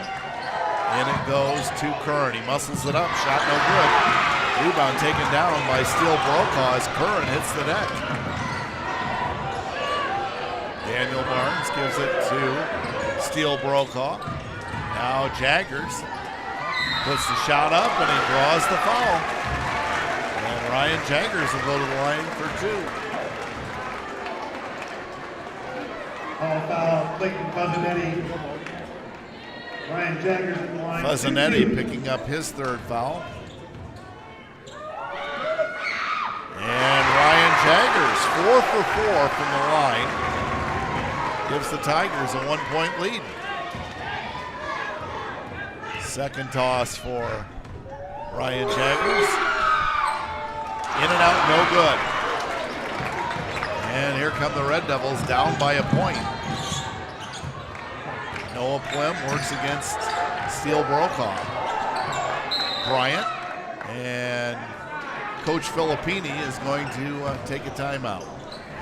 We want to thank our sponsors here on Tiger Central Live, and they include Yepsen Insurance Agency, Ivy Net, Princeton Ready Creek, Micklig Energy, Beck's, Central Bank, 522 Boutique on beautiful South Main Street in Princeton, Midland States Bank, Wright Excavating, KB Elliott Financial Services, Pioneer Genuine Seed Solutions, as well as Chapel Hill Golf Course and Event Center. We also want to give a special thank you to the Princeton Public Schools Foundation for all they do.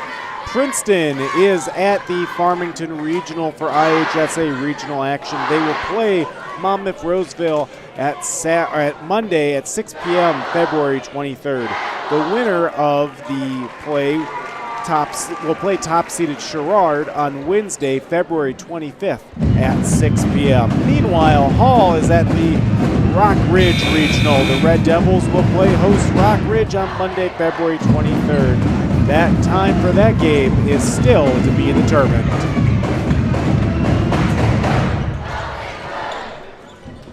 All right, so we'll see what Mike Filippini drew up in the timeout with 45 seconds to go in the game, and his Red Devils down by a point. Bryant tries to pass the ball to a cutting Curran, but the Tigers come up with a steal. And Jackson Mason is fouled. The Red Devils, Braden Curran. Curran picks up his third foul. Mason at the line for Princeton. Some huge free throws for Jackson Mason. 7 for 8 on the night. Make it 8 out of 9.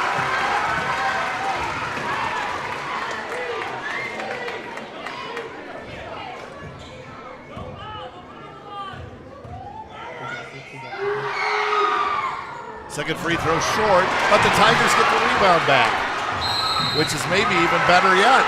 Yeah, very true. Foul called on the Red Devils, and Jackson Mason will go back to the line with 36 seconds to go.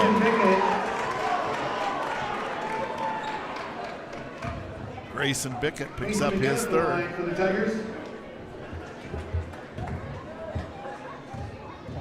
Jackson Mason, 8 out of 10 at the line.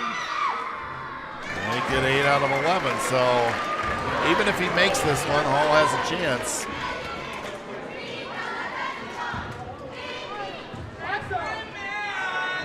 Second free throw. Rolls in. 3-point lead Tigers. Noah Plim, perhaps the best 3-point shooter on this Red Devil squad. Now the ball knocked away, picked up by Plim, and Plim is fouled by Daniel Barnes. And that may not be all bad either, with just 26 seconds left. Fouls on Princeton, Daniel Barnes.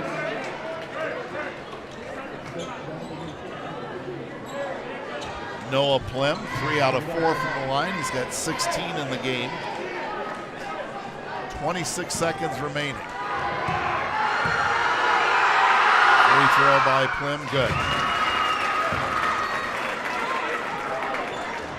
2-point game. Princeton 65, Hall 63. One more for Noah Plim. The right-hander's toss is good. Well, check that. Take it off the board. Referee indicates he stepped over the line. That's a crucial mistake. 2-point lead for Princeton. 26 seconds left. The inbound knocked away, picked up by Curran. And Curran is fouled by Muha. And Braden Curran will go to the line for 2. Wow, Tiffany, what a turn of events. Wow, there. is right. Fouls on Julian Muha. Now Curran has missed the last 3 free throws he has attempted.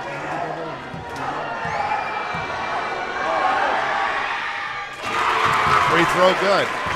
65-64, Princeton leads.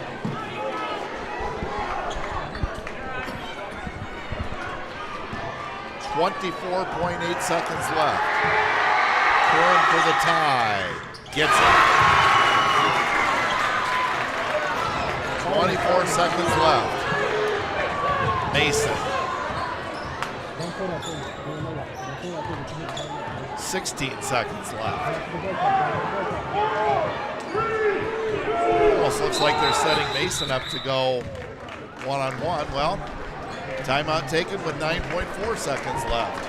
Our next Illinois high school glory day is the Nelson High School Blue Raiders. Their colors were blue and white. Nelson, Illinois, located about 6 miles east of Rock Falls, is just a mile south of the Rock River.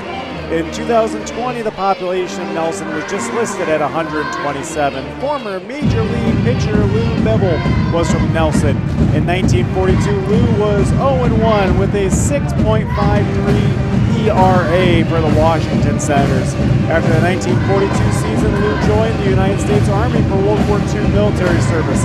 The Nelson School building was built in 1922 and is still standing in good condition today, even though it ceased operations in the 1940s with students then going to Rock Falls. Nelson High School actually didn't have a cafeteria. Picnic tables were set up in the gym when it was lunchtime. You know, Nelson actually, that grade school was running up until probably about 10-15 years ago, and they closed that down. Now a restaurant is in there. However, my favorite restaurant in Nelson is always the Rail Side, some of the best fried chicken around. You can call Brody anytime for restaurant recommendations. He knows. You know, I knew a guy who went to Sauk, and, you know, Nelson's just about right across the river from Sauk. He used to take his canoe out and go across the river to get to class. Now, Coach Filippini's going to take a time out, Brody, so if you want to share another one with this yeah, why not? tie game. You know, while we're up in that neck of the woods, let's talk about the Lanark High School Beavers, and their colors were also blue and white. Lanark, Illinois, population of 1,584, is located up in Carroll County at the intersection of US 52 and Route 72. Lanark High School opened in the late 1800s and then closed in 1986. The building is still used today as Eastland High School. The combination of Shannon and Lanark. The 1967 Lanark football team won the Northwestern Conference Championship with a perfect 8-0 season. The team only allowed 6 points all season. Ironically, the 6 points were against the opening game against Stockton, when the first play from the scrimmage Stockton scored on a 60-yard run. Lanark went 9-0 in football in 1984. The highlight was defeating Stockton 7-6 and beating Stockton for the first time in 15 years. That's the Lanark High School Beavers. All right, well, I think I don't have to guess. It is 9 seconds left. Tigers with the ball. What do you think, Tiffany? Maybe a pick to get Muha open? Possibly Jackson Mason. I'd be okay with Ryan Jaggers getting the look. Down to 6. Jackson Mason. 15-footer. Oh! And that'll do it. What a night for Jackson Mason. 22 points, a game winner. Woo!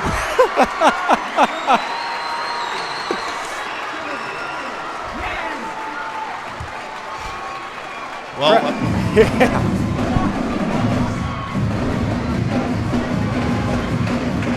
Crowd go wild. The press box goes wild. What a great night in Tiger Town. And this great night is brought to you by these fine sponsors, and they include Yepsen Insurance Agency, Ivy Net, Princeton, Ready Creek, Nicklick Energy, Bex, Central Bank, 522 Boutique on beautiful South Main Street in Princeton, Wright Excavating, Midland States Bank, KB Elliott Financial Services, Pioneer Jalen Seed Solutions, and of course Chapel Hill Golf Course and Event Center.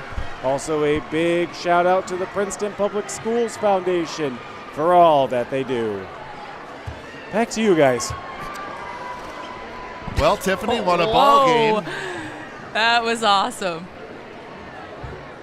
Red Devil free throw shooting faltered just a little bit in that fourth quarter. Allowed the Tigers to get the game into overtime, and wow, what a job by Jackson Mason on that 15-footer, and he timed it perfectly. By the time the Red Devils could take the ball out of bounds, I think there was like 0.2 left on the clock, and not enough time to answer that score. So, yeah, what what a game as far as ebb and flow, as the Tigers win at 67-65 in overtime.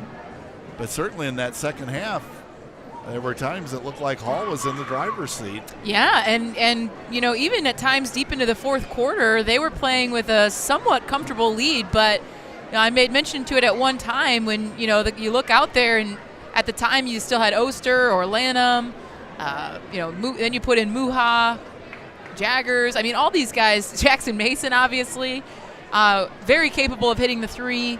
The Tigers were playing well in transition off the free throw, so they still had every opportunity to be in the game and win the game.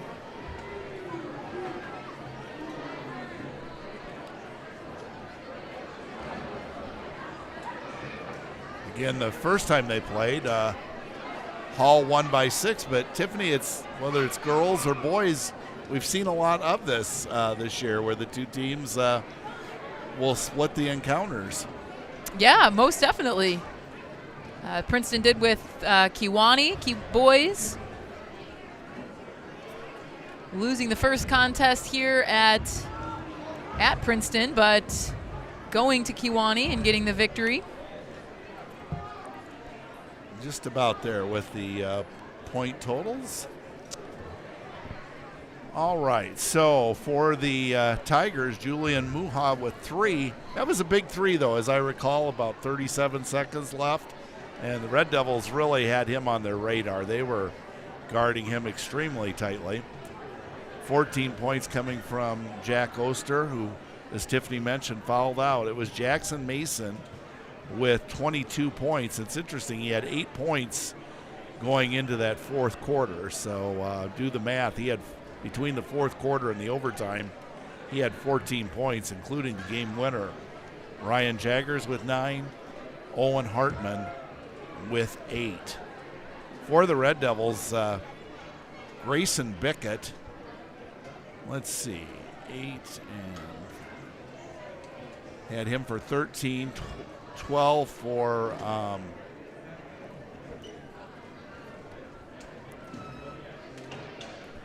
Chase, or excuse me, 17 for Noah Plim. 10 points coming from Luke Bryant, 7 for Jacob Andrecki, who was really fantastic in that fourth quarter with a couple of threes, 1 for 2 from the line. Hunter Edgecombe with a point, 1 out of 2 from the line. Clayton Fuzzanetti with 4 points on a couple of field goals.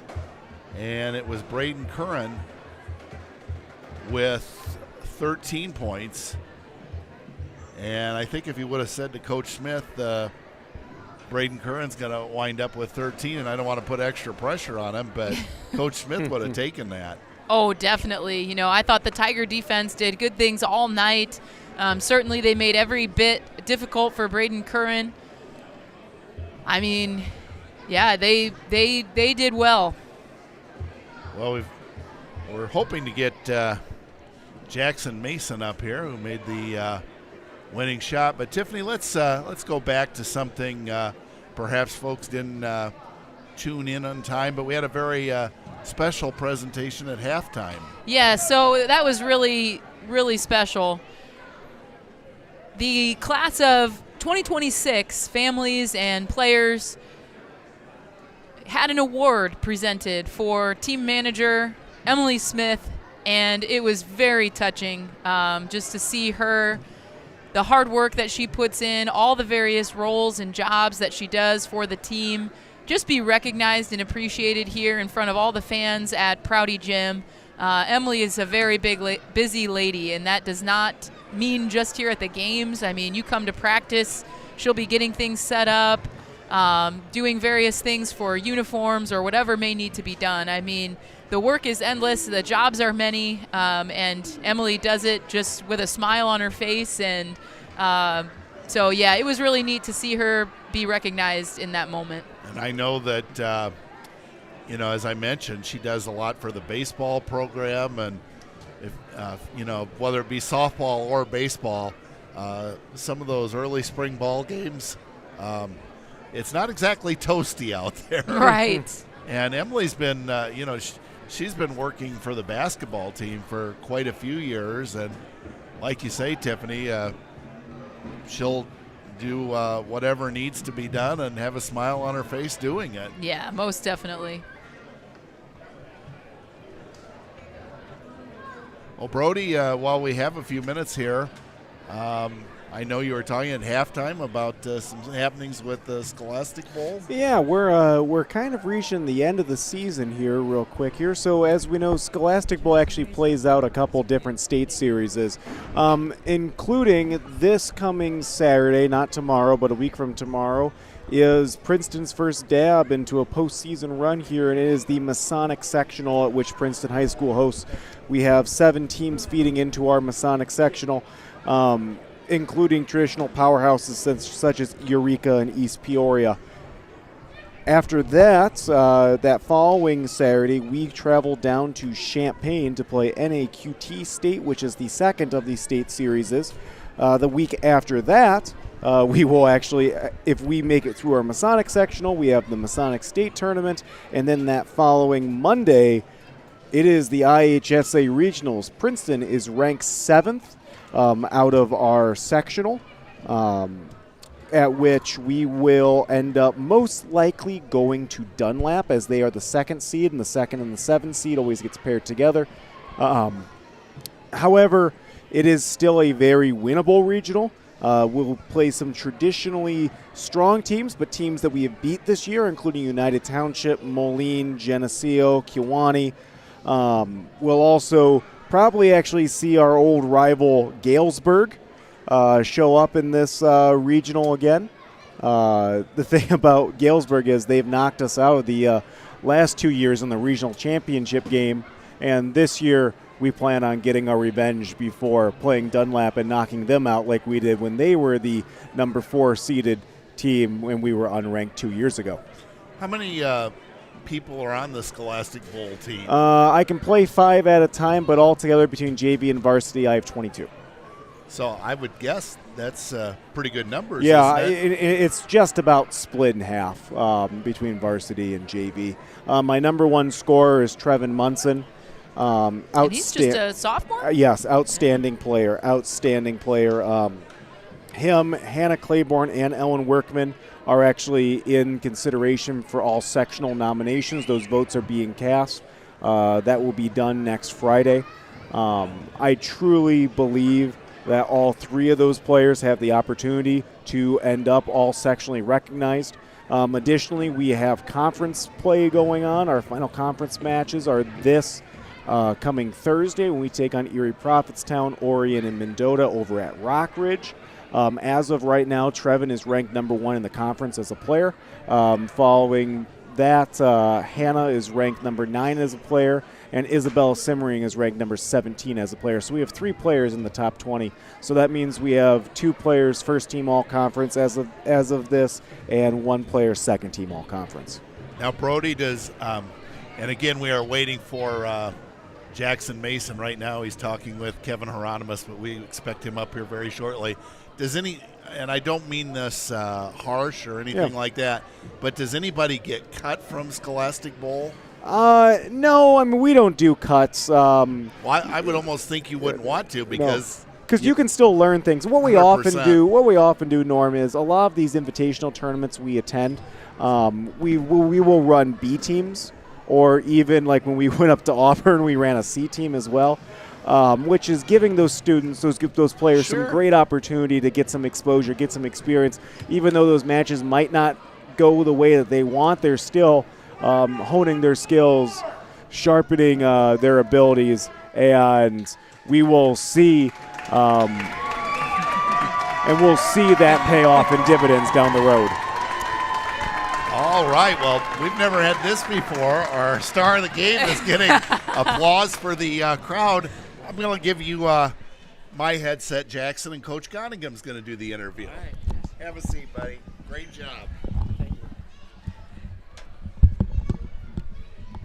Jackson, that was quite the welcoming you had coming out of the gym. Yeah. Amazing shot tonight. How do you feel? I feel pretty awesome, yeah. So take me sweet. through the last few seconds. Now, you're coming out of essentially a double timeout. Coach Smith had one. Coach Filippini took one. 9 seconds left on the clock.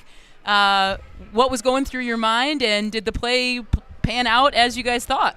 Yeah, Coach at the timeouts was drawing up plays. He wanted me to get the ball.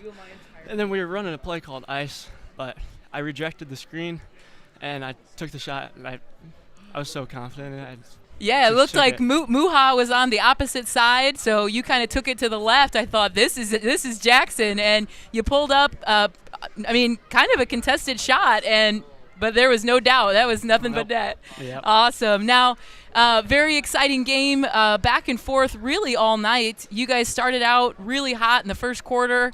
Hall makes a run back. But ultimately, it comes down to the wire, and you guys kind of have to play from behind in the fourth quarter. Yeah. What were you guys trying to do? What was Coach talking about in those last few minutes of the fourth when, you're down 5, 6, 7 points?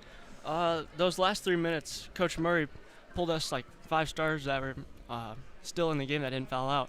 And he told us, like, this is your last chance to prove the crowd that you're better than what you've shown all season. And we all locked in mentally, and then got the defensive stops when we needed to, and then that led to offense. Yeah, it most definitely did. Ooh, it gives me chills just thinking about it, because you guys were just playing with a totally different mindset. And, of course, going into the overtime, down Gavin Lanham, Jack Oster, but it was kind of next man up mentality. But you guys played so well off of the free throws. That was what was really impressive. Quick 3 by Julian Muha. Followed not too long, a quick 3 from you, and it's like you look out there, you've got multiple guys who can knock down 3-pointers. So really, whether it was 6 points, 3 points, you guys were never really out of the game. How does it feel to just play amongst a team where that's possible? Yeah, we got a really unselfish team. Everybody's looking to pass to our teammates, and that's just like really good to have in your team. You don't want anybody that like a ball hog.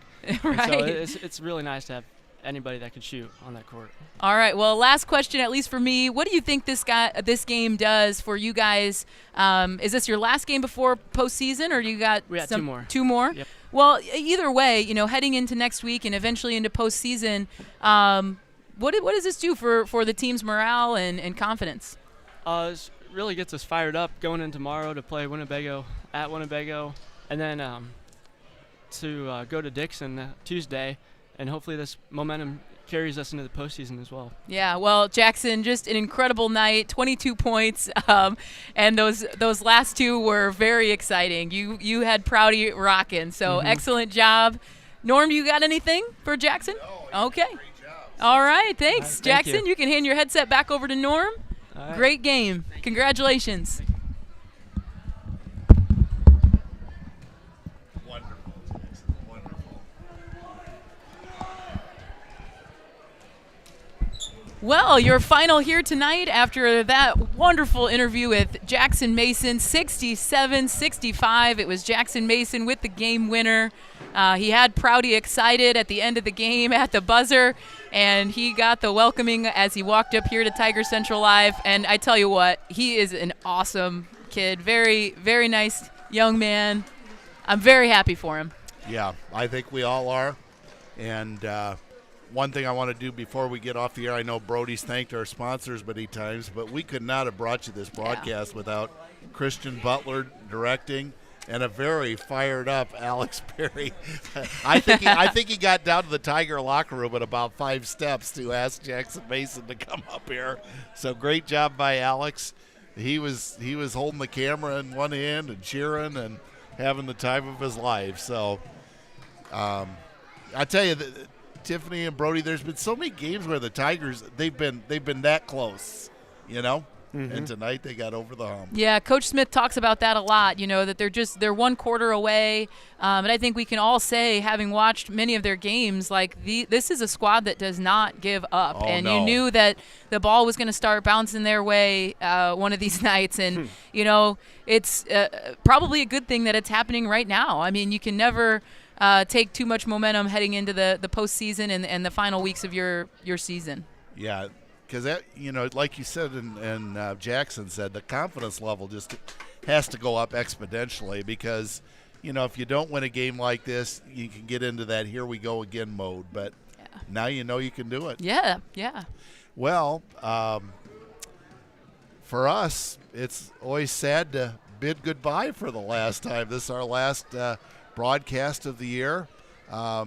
Looks like in all likelihood you'll be able to catch the St. Bede Regional on Starve Rock Media YouTube on Tuesday and Thursday night. And so we encourage you to do that. I would have guessed, too, on the boys' side, Mendota looks like they have a chance to make a great run, that WLPO would probably pick them up as well. Well, that's going to do it for us tonight. The Tigers win in overtime, 67-65, on Jackson Mason's 15-footer with about 2 seconds left to come away with the win over Hall. Thanks so much for your phenomenal support, not only during football, but during basketball, both boys and girls. We broadcast the girls' opening tournament this year, and the viewing for that was just off the charts. So thank you so much. And Brody's thanked our sponsors. Brody and Tiffany, thank you so much for your faithfulness and your dedication. Well, Norm, thank you. You are the voice of the Tigers if there ever was one, and we couldn't do it without you. Well, believe me, it is a labor of love. And, of course, we're happy for Jackson Mason, but we're happy for Coach Smith and all the Tigers. Great job. Well, a good way to end it. So have a great weekend, and looks like football season might start even earlier next year. We'll be back with you when the Tigers hit the gridiron. In the meantime, have a great weekend, everybody. And once again, our final score in overtime, Princeton